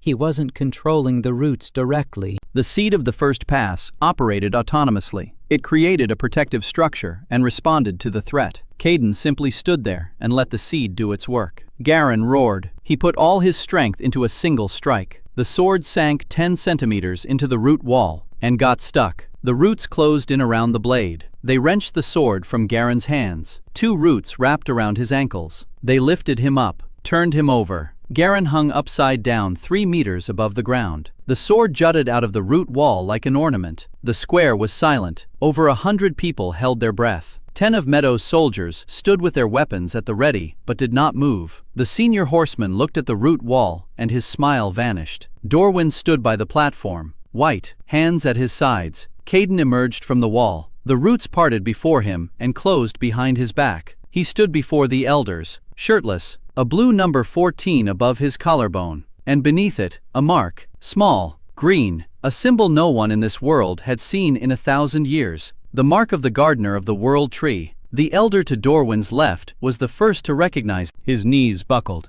He fell to the platform. He whispered 2 words. Keeper Cornet. The second elder fell next. The third clung to his neighbor. Dorwin was the last to remain standing. His face was ashen. He knew what that mark meant. All the elders knew. Somewhere in the oldest books of the Rowe clan, a record was kept. 1,000 years ago, the Rowe clan was not destitute. It was the leading clan, because the first gardener of the world tree was a Rowe, and his mark was not passed down by blood. It was chosen by the tree. Dorwin fell to his knees. The system responded. Public class disclosure, clan recognition. 27 became 89. The rank of adventurer was assigned on an emergency basis. E. Caden stood in the wet square. Garen hung upside down, whimpering quietly in terror. The rain began again. And at that moment, a horseman rode through the village gates, alone, on a white horse, wearing a robe bearing the royal coat of arms, the herald of King Valoran. He dismounted. He took out a scroll, unrolled it, read it aloud. His Majesty's decree. The Forbidden Forest of Iravel is hereby declared a Crown Resource Zone. Logging begins in 30 days. All surrounding clans are required to provide labor. Resistance is punishable by death. Caden stood in the rain, watching the herald. 30 days. He had just won one battle, and now the next one had already begun. At the heir's assessment, Caden used the seed of the first path, which created a wall of roots and suspended the attacking Garen upside down. The elders recognized the millennia-old sign of the gardener of the world tree, and the clan's standing rose to 89. Immediately after the assessment, the royal herald delivered a decree ordering the felling of Iravel in 30 days. 3 days after the assessment. The village had changed. People who, a week ago, had been throwing mud at Caden now bowed when they met him. Children who had called him a half-wit now hid behind their mothers' backs. Not out of fear, out of shame. Caden paid no attention. He had no time for hard feelings. 30 days until the clearing. 27 now. The herald left the next morning, leaving a copy of the decree nailed to the gate. Caden read the document 3 times. The wording was clear. Iravel was declared a resource zone. All trees were to be cut down. The timber was to go to the treasury. The land was to be converted to farmland. Responsible for enforcement, the Meadow Merchants Guild. Guild head Cecil Meadow was appointed the king's representative. Caden rolled up the copy and put it in his bag. Meadow again. This man was behind it all. Behind the clan's debt. Behind the recruits. Behind the logging decree.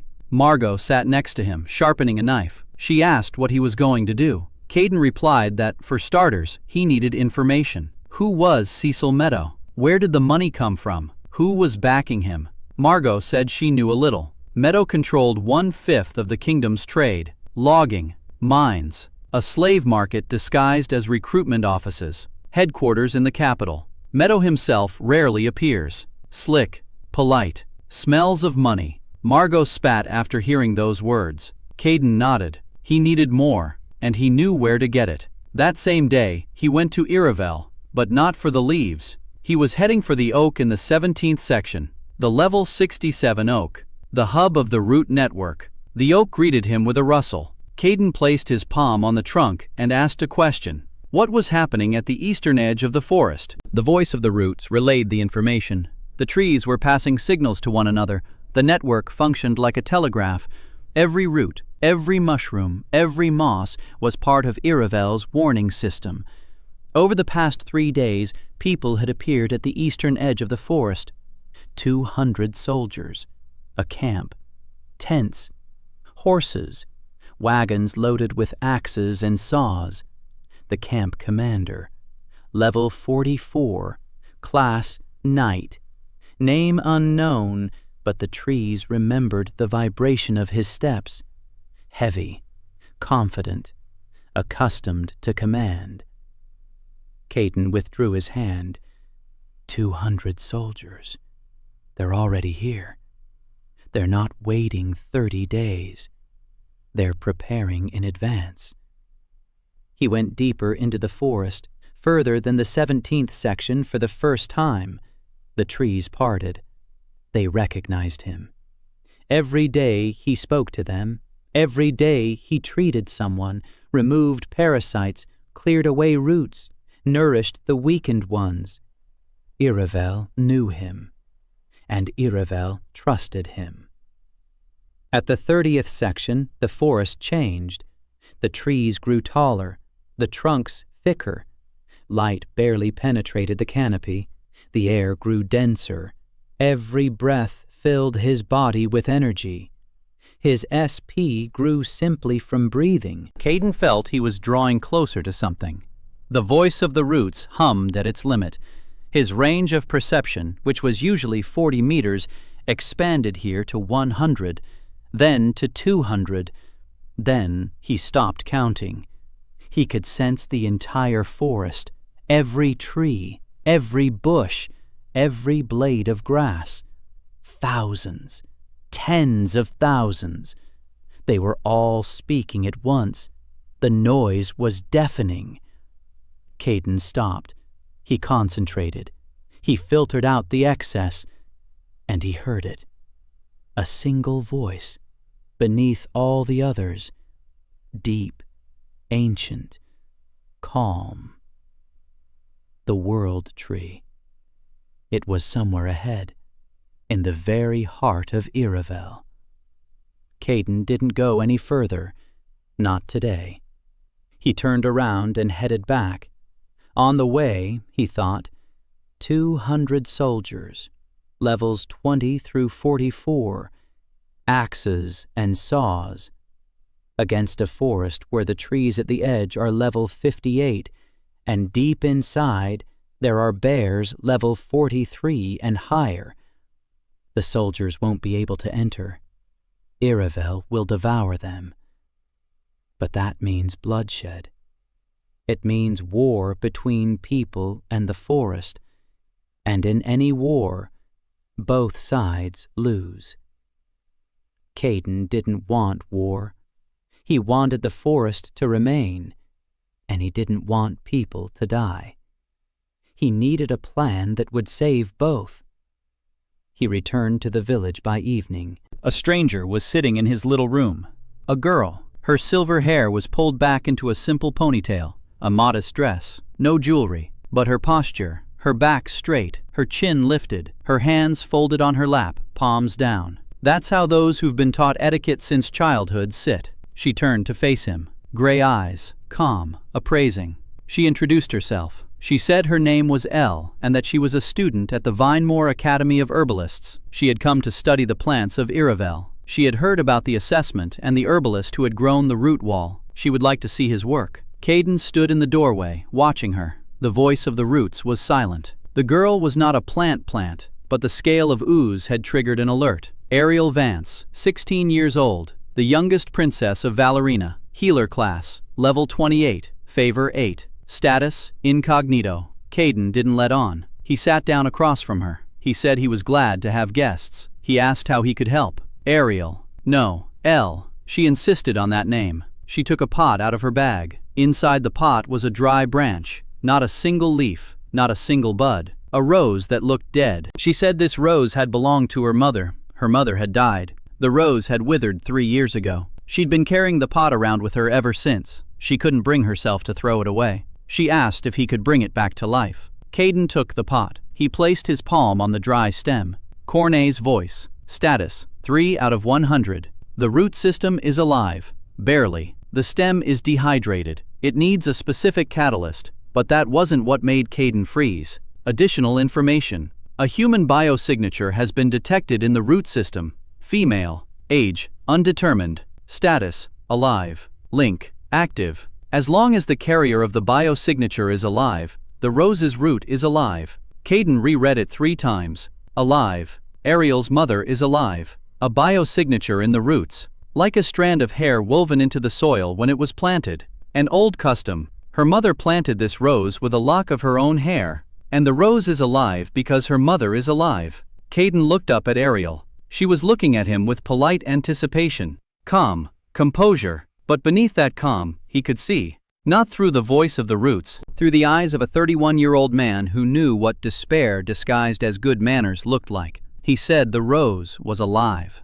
Ariel blinked. He repeated himself. The rose is alive because the person whose hair is at its roots is alive. Ariel's mother wasn't dead. Ariel didn't move. 1 second, 2, 3. Then her face broke. Her composure shattered like porcelain. Her eyes widened. Her mouth fell open. Her hands, which had been resting palm down, clenched into fists. She didn't cry. For 5 seconds, she didn't cry. On the 6th, the tears began to flow. Silently, without a sound, they simply streamed down her cheeks. She was crying for the first time in 5 years, ever since the day her father, the king, affectionately called her a sweet disappointment and signed a marriage contract with a 50-year-old duke. The scale of Uz had been updated. Ariel Vance. It was 8. It became 34. The hidden card was partially revealed. Ariel's mother fled to Iravel. She still lives there, protected by the forest. Caden took out a flask of water. He watered the rose. He added a drop of his potion. The stem trembled. A tiny green bump sprouted on it. A bud. Ariel stared at the bud, and her tears flowed faster. She reached out toward Caden. She leaned in. Her lips were a centimeter from his ear. She whispered words of gratitude. Her voice trembled. At that moment, the door to the small room swung open. Margot stood in the doorway, soaked from the rain. Her eyes were wild. She said 2 words. 200 soldiers are heading for the border. Caden stood up. Ariel wiped away her tears in one swift motion. Calm returned to her face like a mask. Instantly. The princess knew how to pull herself together. Caden stepped out onto the street. The rain was pouring down in sheets. 26 days until the felling.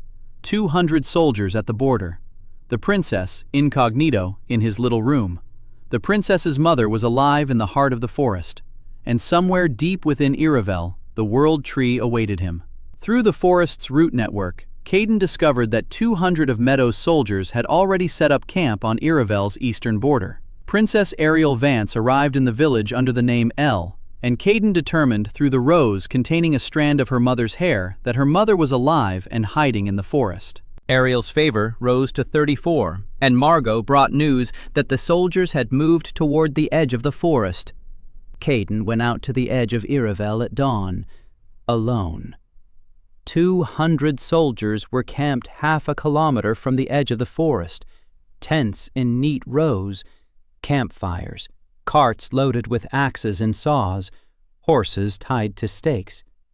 The flag of the Meadow Guild hung over the camp, a silver leaf on a black field. Caden stood by the first sentinel oak and watched. Cornet's voice was operating at full power. Its range extended 200 meters into the forest. Every tree at the edge of the forest was broadcasting an alarm. Not fear. Level 58 trees weren't afraid of people with axes, but they sensed intent. And that intent was murderous. Caden placed his hand on the trunk of the guardian oak. He asked it to wait. He asked it not to attack first. The oak responded with a vibration, reluctant but compliant. For now. Caden headed toward the camp, across the ash field. Gray ash underfoot. Here and there, dark patches of living earth. His work. Tiny islands of life in an ocean of death. He reached the first guard post. 2 soldiers with spears, levels 24 and 21. They looked at the skinny, shirtless boy with the number 14 above his collarbone. One of them snorted. The other asked what he wanted. Caden said he wanted to speak with the commander. The soldier asked why. Caden replied that he was a herbalist from the Roe clan and had information about the forest that would save the commander's people. The soldiers exchanged glances. One of them left. He returned 5 minutes later. He led Caden to the central tent. The camp commander turned out to be a woman, tall, broad-shouldered, with a short scar across her left eyebrow, level 44, night class. She was smoking a pipe. On the table in front of her lay a map of Iravel, rough, inaccurate. Caden could see the errors from the doorway. She looked at him. She asked who he was and why he had come. Caden said he had come to warn her. He said that the border trees of Iravel were level 58, that creatures with levels over 100 lived in the forest, that scouts who had ventured inside had returned looking 20 years older, that 200 soldiers armed with axes would enter that forest and never come out. The commander listened in silence. Then she said she knew all of that. That she had orders, that orders were not to be discussed, and that she wasn't paid to be afraid of trees. Caden asked how much she was paid. The commander paused. Then she named a figure, 200 gold pieces a month. For 200 soldiers, that's less than 1 gold piece per person. Meadow paid pennies for a death sentence. Caden nodded. He asked the commander if she had any children. She narrowed her eyes. She said it was none of his business. Caden replied that it was his business because in 3 days the bodies of her soldiers would be lying on this field and their children would be left orphaned. He'd seen children like that. One of them lives in his little room. The commander was silent for 10 seconds. Then she said that she had a son, 8 years old, in the capital. Caden nodded. He said he wasn't asking her to disobey orders. He was asking her to wait. 3 days. He would find another way. If he didn't have a solution in 3 days, then she could go ahead and cut them down. The commander looked at him, a 14-year-old level 14 boy who had walked into a camp of 200 soldiers and spoke like a grown man. She said she'd give him 2 days, not 3. 2. Caden agreed. He stepped out of the tent and headed back toward the village. Halfway there, Margot intercepted him. She'd been following him all morning, covering his back. Caden didn't know it, but he suspected as much. She asked what he planned to do next. Caden replied that he needed to go to the heart of Iravel, today, right now, to the World Tree, because only the tree could stop this without bloodshed. Margot said she'd go with him. Caden shook his head. He told her she needed to stay in the village, to protect Lai and Hazel, in case the soldiers decided not to wait. Margot clenched her jaw. She wanted to argue. She didn't. She nodded. Caden headed for the forest. Ariel was waiting for him at the entrance. She stood there in a simple dress, holding a pot of roses. She said she was coming with him, that her mother was somewhere inside, that she'd been waiting for this for 3 years. Caden looked at her. Level 28, healer class. She was higher level than him, and her mother was in the forest. He nodded. They entered Iravel together. The forest welcomed them. The trees parted. The path led deeper in. Caden walked ahead. Ariel followed behind him in silence. The pot with the rose pressed to her chest. They passed the 17th section, the 30th, the 50th. The forest was changing. The trees became gigantic. Their trunks were like the columns of a cathedral. Their crowns were lost in the heights. The light turned golden. The air hummed with energy. Caden's SP grew with every step. His maximum increased. 34 became 50, then 70, then 100. The forest filled him. At the 70th section, Ariel stopped. The rose in the pot began to glow. The stem swelled with green. The bud opened, a white flower. Then a second, a third. The rose bloomed in Ariel's hands, and it pointed the way. To the left, Ariel turned. Caden followed her. 10 minutes later, they emerged into a clearing. In the clearing stood a little house, small, made of living wood. The walls were tree trunks. The roof was made of leaves. The door was made of bark. A woman was kneeling by the cottage, tending a garden bed. Silver hair, just like Ariel's. She looked up. She saw her daughter. Ariel dropped the pot. The rose scattered across the ground and instantly took root. Ariel stood there, unable to take a step. Her mother stood up. She wiped her hands on her apron. She walked over. She embraced her daughter. For the first time on this entire journey, Ariel made a sound. Quiet, hoarse, not a cry, a sigh, as if she'd been holding her breath for 3 years and had finally let it out. Caden turned away. He gave them time. He stood at the edge of the clearing and looked at the trees. Cornet's voice hummed softly. The world tree was nearby. He could feel it. Vast, ancient, alive. Caden went to the camp where 200 soldiers were stationed and convinced the commander to give him 2 days before the logging began. He ventured deep into Irovel with Ariel, whose rose pointed the way to the little house in the woods where her mother lived. The world tree was nearby, and Caden could feel its presence. Ariel's mother's name was Selene. She was the former queen of Valerina. She had fled 15 years ago when she realized that the Order of the Ash Rose controlled the crown. She recounted this one evening by the hearth in the cottage made of living wood. Caden listened. Ariel sat next to her mother, never letting go of her hand. Selene spoke calmly, without drama, like someone who had long since come to terms with her past. She said that the order had existed for 200 years, that it had been founded by a man from another world, that this man had taught the mages to draw mana from the earth, not out of malice, out of logic. He believed that the magic in the earth was an inefficient resource and needed to be centralized. Caden listened and felt a chill inside. Centralize the resource, optimize extraction, maximize output. He knew that language. It was the language of corporations, the language of a company that laced baby food with herbicide, the language of the people who shot him in the back in the greenhouse. The first-time traveler thought like a corporate manager, and over 200 years, his system had killed a third of the continent. Selene said that the order controls everything. The king, the Meadow Guild, the army, the treasury. Cecil Meadow is their man. The decree to cut down Irovel isn't a whim of the king. It's the order's plan. They need to destroy the world tree, because the tree is the only thing that can undo their work, return mana to the earth, revive the ash fields, destroy their monopoly.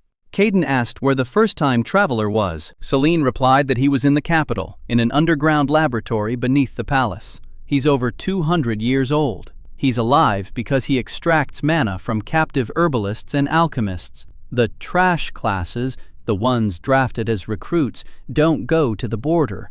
They go to the lab. Caden froze. Recruits. The trash classes. Those very lists that included his name, and Hazel's name, and Lai's name.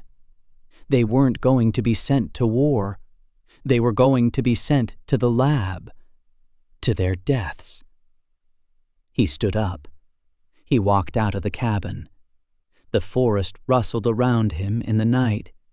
The trees whispered. Caden walked deeper into the woods. The world tree was calling him, not with words, with a vibration in his bones.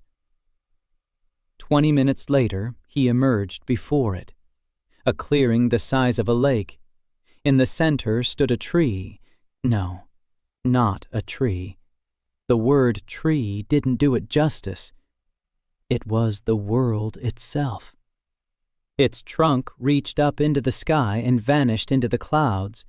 Its roots covered the entire clearing and extended downward for tens of meters. Its canopy obscured the stars. Every leaf was the size of a person. Every branch was as thick as a house. A level. Corny's voice tried to count, lost count, tried again, lost count, made the infinity sign and fell silent. Caden approached the trunk. He placed his palm on the bark, and the tree spoke.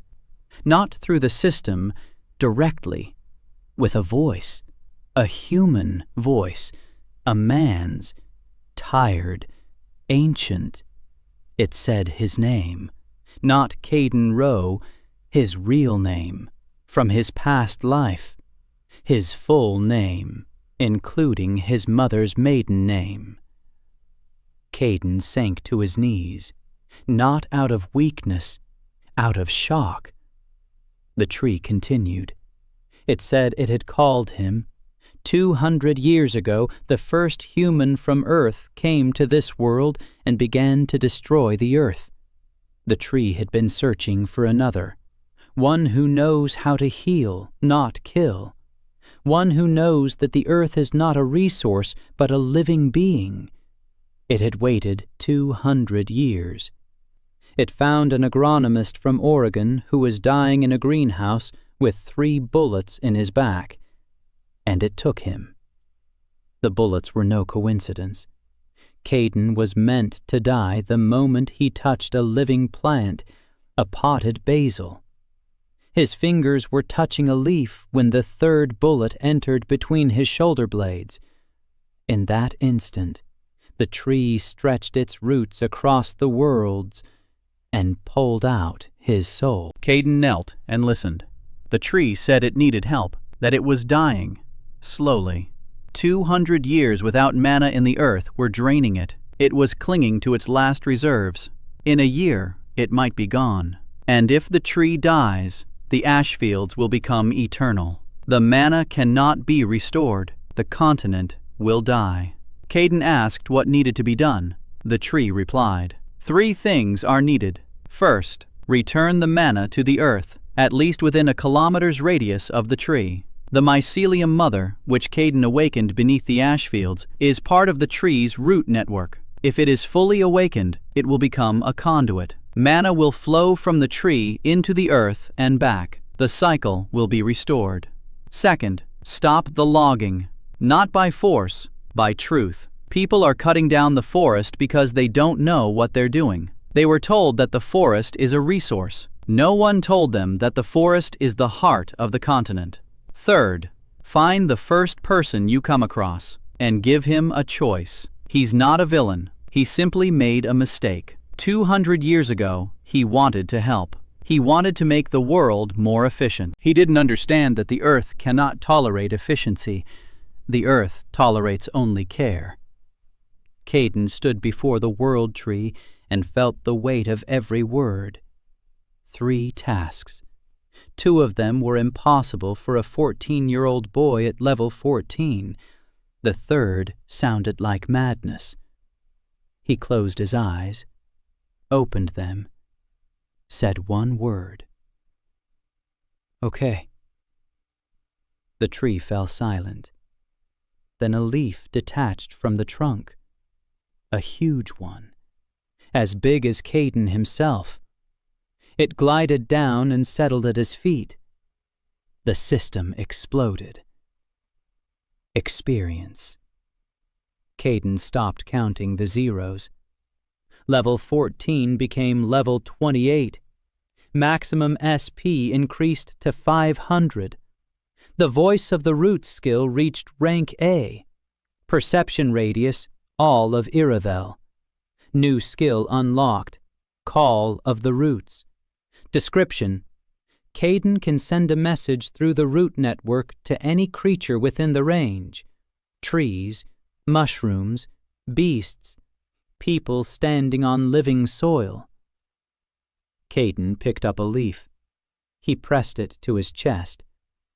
The leaf melted into his skin and vanished. A new mark appeared on his chest. Green, glowing. The symbol of the world tree. Celine explained that the Order of the Ash Rose was founded by a stranger from Earth who turned magic into a corporate resource, and that recruits from the lower classes are sent not to the border but to a laboratory to have their mana extracted. The World Tree spoke to Caden, calling him by his real name, and set 3 tasks. Return the mana to the earth. Stop the deforestation with the truth. Find the first traveler and give him a choice. Caden received a leaf from the tree that raised his level to 28. 2 days. Caden returned from the forest at dawn. 1 day remained. Tomorrow the commander would send soldiers into the forest. He walked through the ash field and thought. The tree's 3 tasks.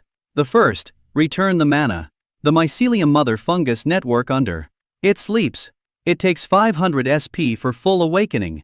He currently has 500 out of 500. The maximum. He could do it right now. He stopped in the middle of the field. He crouched down, placed his palms on the gray dust, closed his eyes, directed all 500 SP downward, in a column, 6 meters deep, to the core of the mycelium. The energy left his body all at once. Like a blow, Caden fell face first into the dust. His body went limp, his eyes darkened, but he remained conscious, because the voice of the roots was showing him what was happening underground. The mycelium had awakened. Not by just 1%, completely. The fist-sized core flared with golden light. Strands of mycelium shot out in all directions, like lightning underground. 1 meter per second, 10 meters per second, 100, 1,000. The mycelium spread in every direction. It bound the dead soil together. It penetrated the dust. It triggered chemical reactions that had been dormant for 200 years. Nitrogen fixation, mineralization, humification. Caden lay on the ground and felt the continent awakening. Not all of it, not all at once, but the channel between the world tree and the primordial mycelium had opened. Mana flowed. From the D tree, down the roots, through the mycelium, into the earth. From the earth, back into the tree. A cycle, the first in 200 years. The ground around Caden darkened. The circle expanded. 10 meters, 50, 100. The gray dust turned black. Alive. Grass sprouted from the earth, not over days, over minutes. The magical soil, nourished by the tree's mana, gave birth 1,000 times faster than usual. Caden lay in the center of the expanding circle of greenery and could not move. SP 0. His body was empty, but the earth beneath him was breathing. He could feel every new sprout, every root, every bacterium awakening from a 200-year slumber. An hour later, he was able to stand. His SP had recovered to 70. His passive income had changed. The system recalculated. The area of restored land connected via the mycelium parameter, 47,000 square meters. Passive income, 47,000 SP per hour. Caden read the number 3 times. 47,000 per hour. Yesterday he had 14. He stood in the middle of a green field, knee-high grass, flowers, clover. Damn it, clover. The very same kind he'd used to save the plum tree. It had grown on its own. The mushroom lady knew what was needed. She was restoring the soil according to the proper protocol. Nitrogen fixation through clover. Caden laughed. He walked toward the village. The village was in shock. People stood in the square, staring at the green field that had been gray dust just yesterday. Some were crying. An old woman by the well dropped to her knees and kissed the ground. The ash field, a symbol of death. 200 years of dead earth, and now it was green, alive. It smelled of clover and rain. The village elder stood on the porch and said nothing. His hands were shaking. Margot stepped out to meet him. She looked at the field. She looked at Caden. She asked if he had done it. Caden nodded. Margot was silent for a moment. Then she said he was crazy. Caden agreed. The second task, to stop the logging with the truth.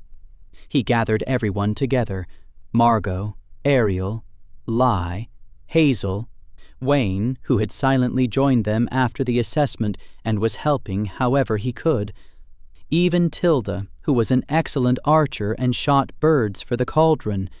He told them everything. About the order, about the first person who came along, about the laboratory where the trash classes are sent, about the world tree, about mana, about the mycelium, everything, without holding anything back. Margot listened, her face darkening. Ariel listened, turning pale. Lai listened, her hair blazing silver.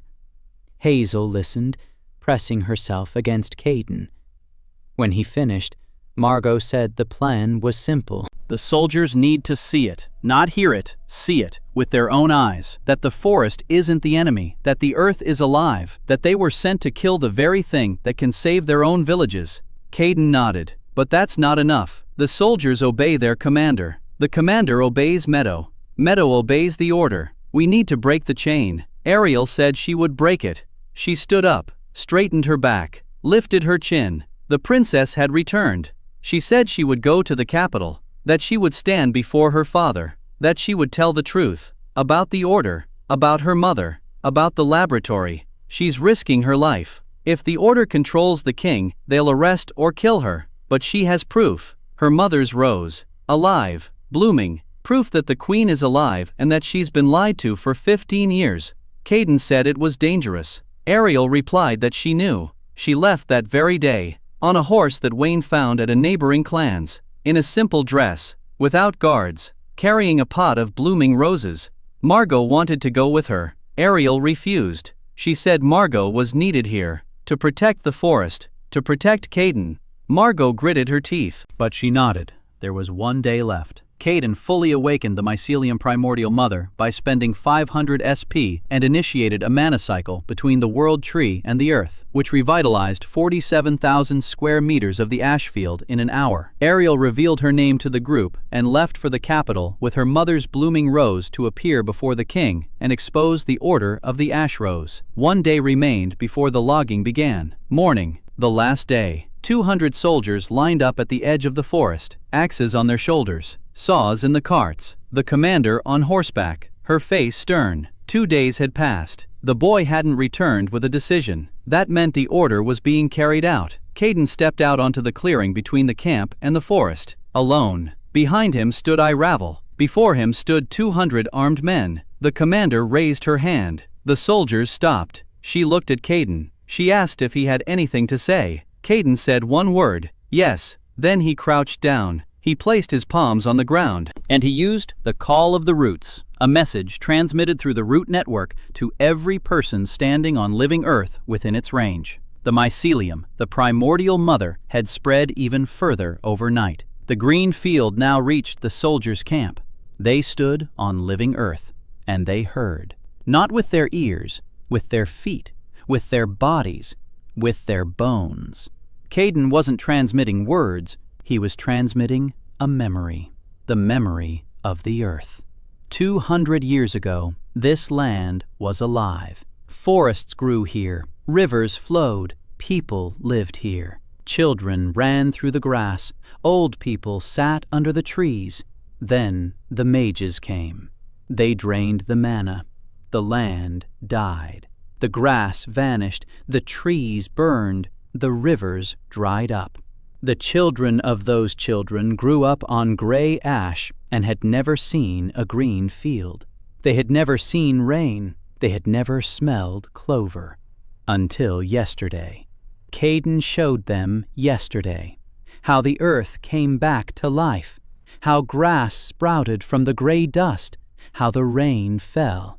How a 13-year-old girl stood in the square with her arms outstretched, catching the raindrops, because she had never seen rain before. And then he showed them what would happen if they cut down the forest. The world tree would die. The mycelium would die. Mana would be gone forever. The earth would be dead forever. Not for 200 years. Forever. Not a single child on this continent would ever see grass again. The soldiers stood motionless. Some turned pale. Some blushed. Tears streamed down one soldier's face. He didn't notice. The commander sat on her horse, her raised fist trembling. 10 seconds. 20. 30. The commander lowered her hand. She dismounted. She took off her helmet. She looked at the green field beneath her feet. She looked at the forest. She looked at Caden. She said she wouldn't lead her people into that forest. She said she didn't care about the order. She said her son had never had a green yard, and if this boy could make yards green, then she would stand between him and anyone who came with an axe. The soldiers began driving their axes into the ground, one after another. 200 axes sank into the living soil, handles pointing upward, like crosses, like headstones for a war that never happened. Caden stood in the middle of the field and watched. A lump formed in his throat. He hadn't expected it to be like this. He'd been preparing for battle, for the root walls, to defend the forest by force, but it turned out to be a word. No, not a word. The truth. Margot stood at the edge of the forest, a knife at her belt, her arms crossed. She looked at the 200 axes stuck in the ground. Then she quietly said that Caden was crazy. For the second time in 2 days. Lai stood next to Hazel. Her hair glowed silver. Hazel was crying. Not out of fear, out of something else. She couldn't put a name to it. She just saw the green field and the 200 people who had refused to kill him, and she cried. That evening, a messenger from the capital rode into the village. Ariel had arrived. She appeared before the king.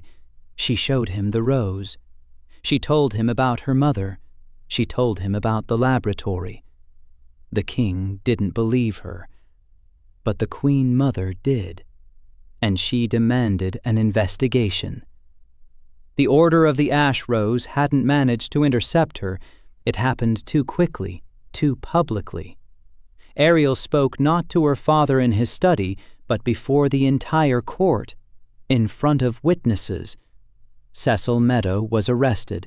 His mansion was searched. Documents were found in the basement. Lists of trash-grade wood sent to the lab. Names, dates, hundreds of names, thousands. A messenger brought a second scroll, a royal decree. The logging of Iravel has been cancelled. The forest has been declared a Crown Nature Reserve. A guardian has been appointed. The guardian's name, Caden Rowe. Caden used the call of the roots to show 200 soldiers, through the mycelium, the memory of the land and the truth about the consequences of the logging, and all 200 soldiers thrust their axes into the ground, refusing the order. Ariel addressed the royal court, exposed the order, and Cecil Meadow was arrested. The logging was cancelled, and Caden was appointed as the guardian of Iravel. A year had passed. Caden stood on a hill and looked out over the valley. Green, alive. A year ago, there had been gray ash here. Now the grass was waist-high. Clover, wheat. The apple trees he planted in the spring had already yielded their first harvest. For centners per hectare. For the first year on restored soil, that was a record. In his past life, he would have defended a second dissertation based on these figures. The first living farm stretched across 200 hectares. 200 hectares that, a year ago, had been the ash field. Now, people lived here. Former recruits whom Caden had intercepted at the border. Former outcasts, herbalists, alchemists, farmers, those whom the world had considered food. They were building homes. They grew grain. They were learning all over again. Caden taught them everything he knew. Crop rotation, composting, symbiotic farming. They looked at him like he was crazy when he explained mycorrhiza and nitrogen fixation. Then they looked at the harvest and fell silent. Caden's level, 42. The blue number glowed brightly. He wasn't chasing a higher level. He just worked. Every day. He healed trees. He restored the soil. He brewed tea. And his level rose. Because the world tree responded to care with care. Every revitalized hectare, every healed tree, every person who tasted his brew and said, "Thank you." All of this came back as experience, not through battles, through life. Iravel stood as a wall of greenery to the west, calm, alive, no longer whispering warnings.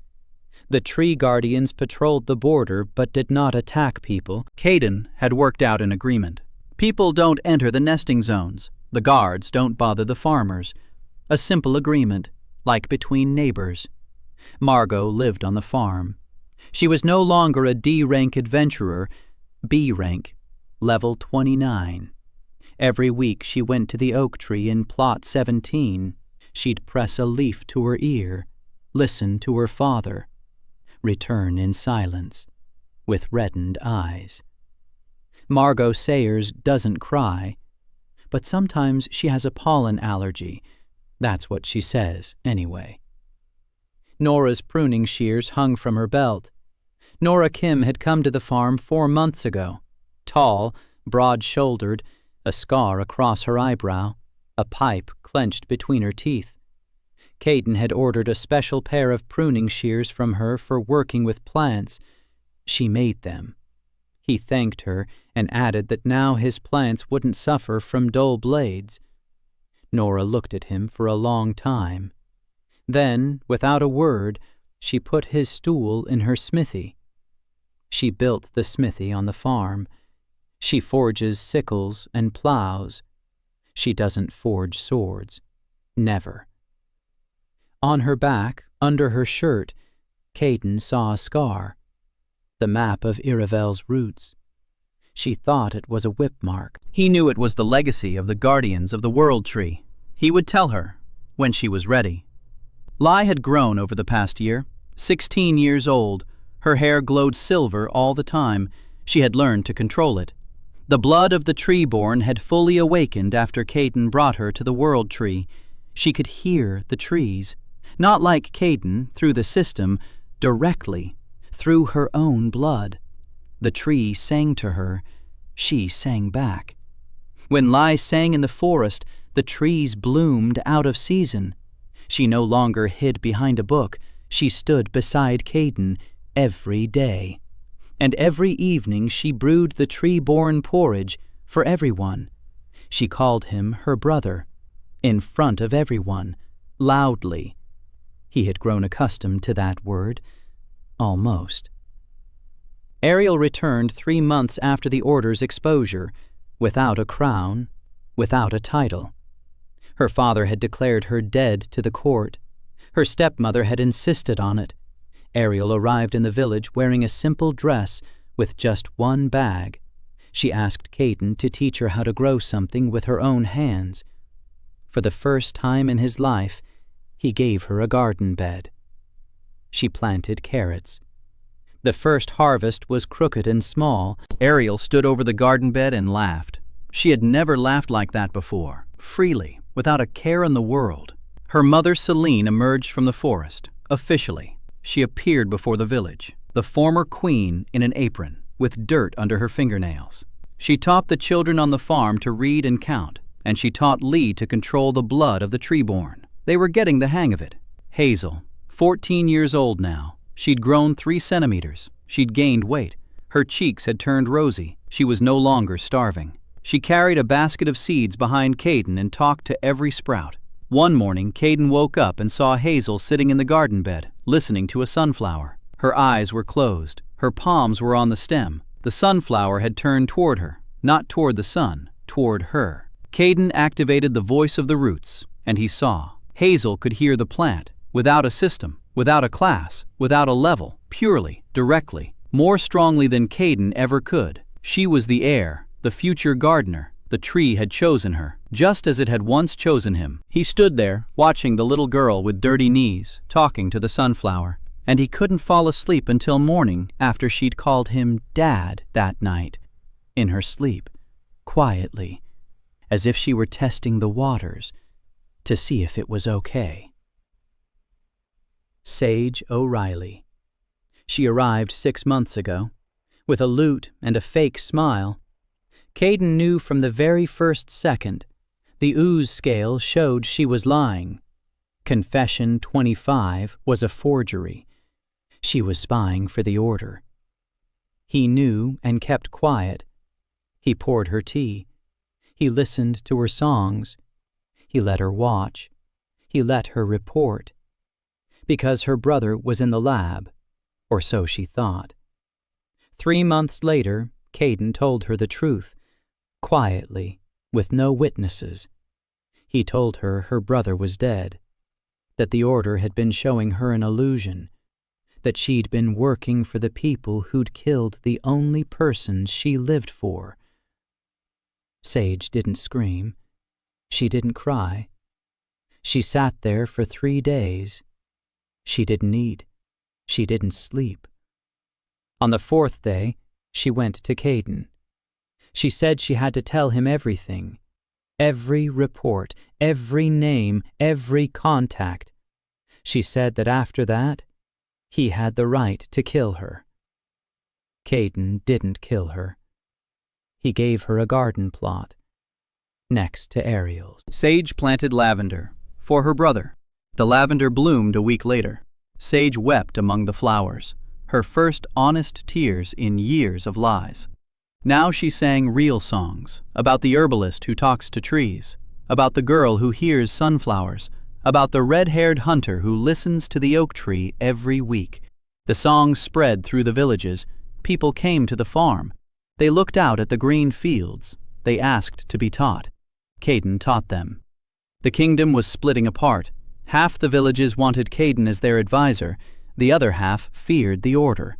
The order did not give up. The laboratory beneath the palace was destroyed. Meadow was in crowd. But the secret leader, the first time traveler, had vanished. He'd disappeared, dissolved into thin air. 200 years of life had taught him how to hide. He could be anywhere. Caden knew he would come sooner or later. And one evening, he did come. Caden was sitting in the greenhouse he'd built over the summer. Glass walls, pots of basil on the shelves, just like in his past life. Only here, no one had shot him in the back. Hazel was sleeping in the corner next to the jasmine. Caden was brewing tea. And he heard footsteps, light, confident, someone else's. A man was standing in the doorway. He looked to be about 40, but his eyes were old, 200 years old. He was dressed simply, no robes, no mask, ordinary travel clothes, a level above his collarbone. Caden looked and looked away, a 3-digit number. He looked up. The man was looking at the greenhouse, at the pots of basil, at the sleeping Hazel, at the jasmine, at the mug of tea in Caden's hands. He spoke. His voice was calm, tired, with a barely noticeable American accent. He said he'd been traveling here for a long time, that he'd thought he'd see an army, root golems, walls of trees, weapons, but instead he saw a greenhouse, pots of basil, and tea. Caden nodded. He pointed to the stool across from him. The man sat down. Caden poured a second mug. Silently, he held it out. The man took it, took a sip,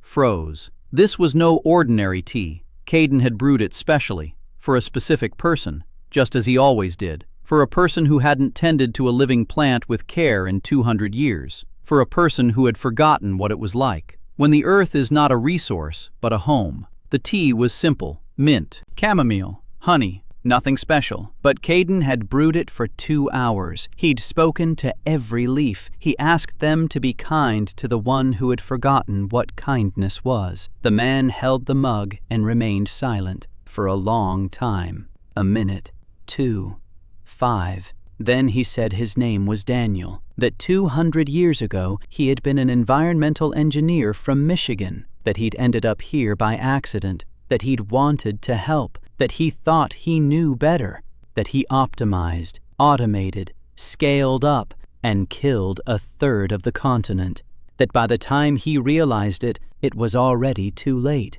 that he went into hiding, that he created the order to control the fallout, that things only got worse, that every year is worse, and that he was tired. Caden listened. He didn't interrupt. When Daniel fell silent, Caden said one thing. He said he had 2 options. The first, to help fix things.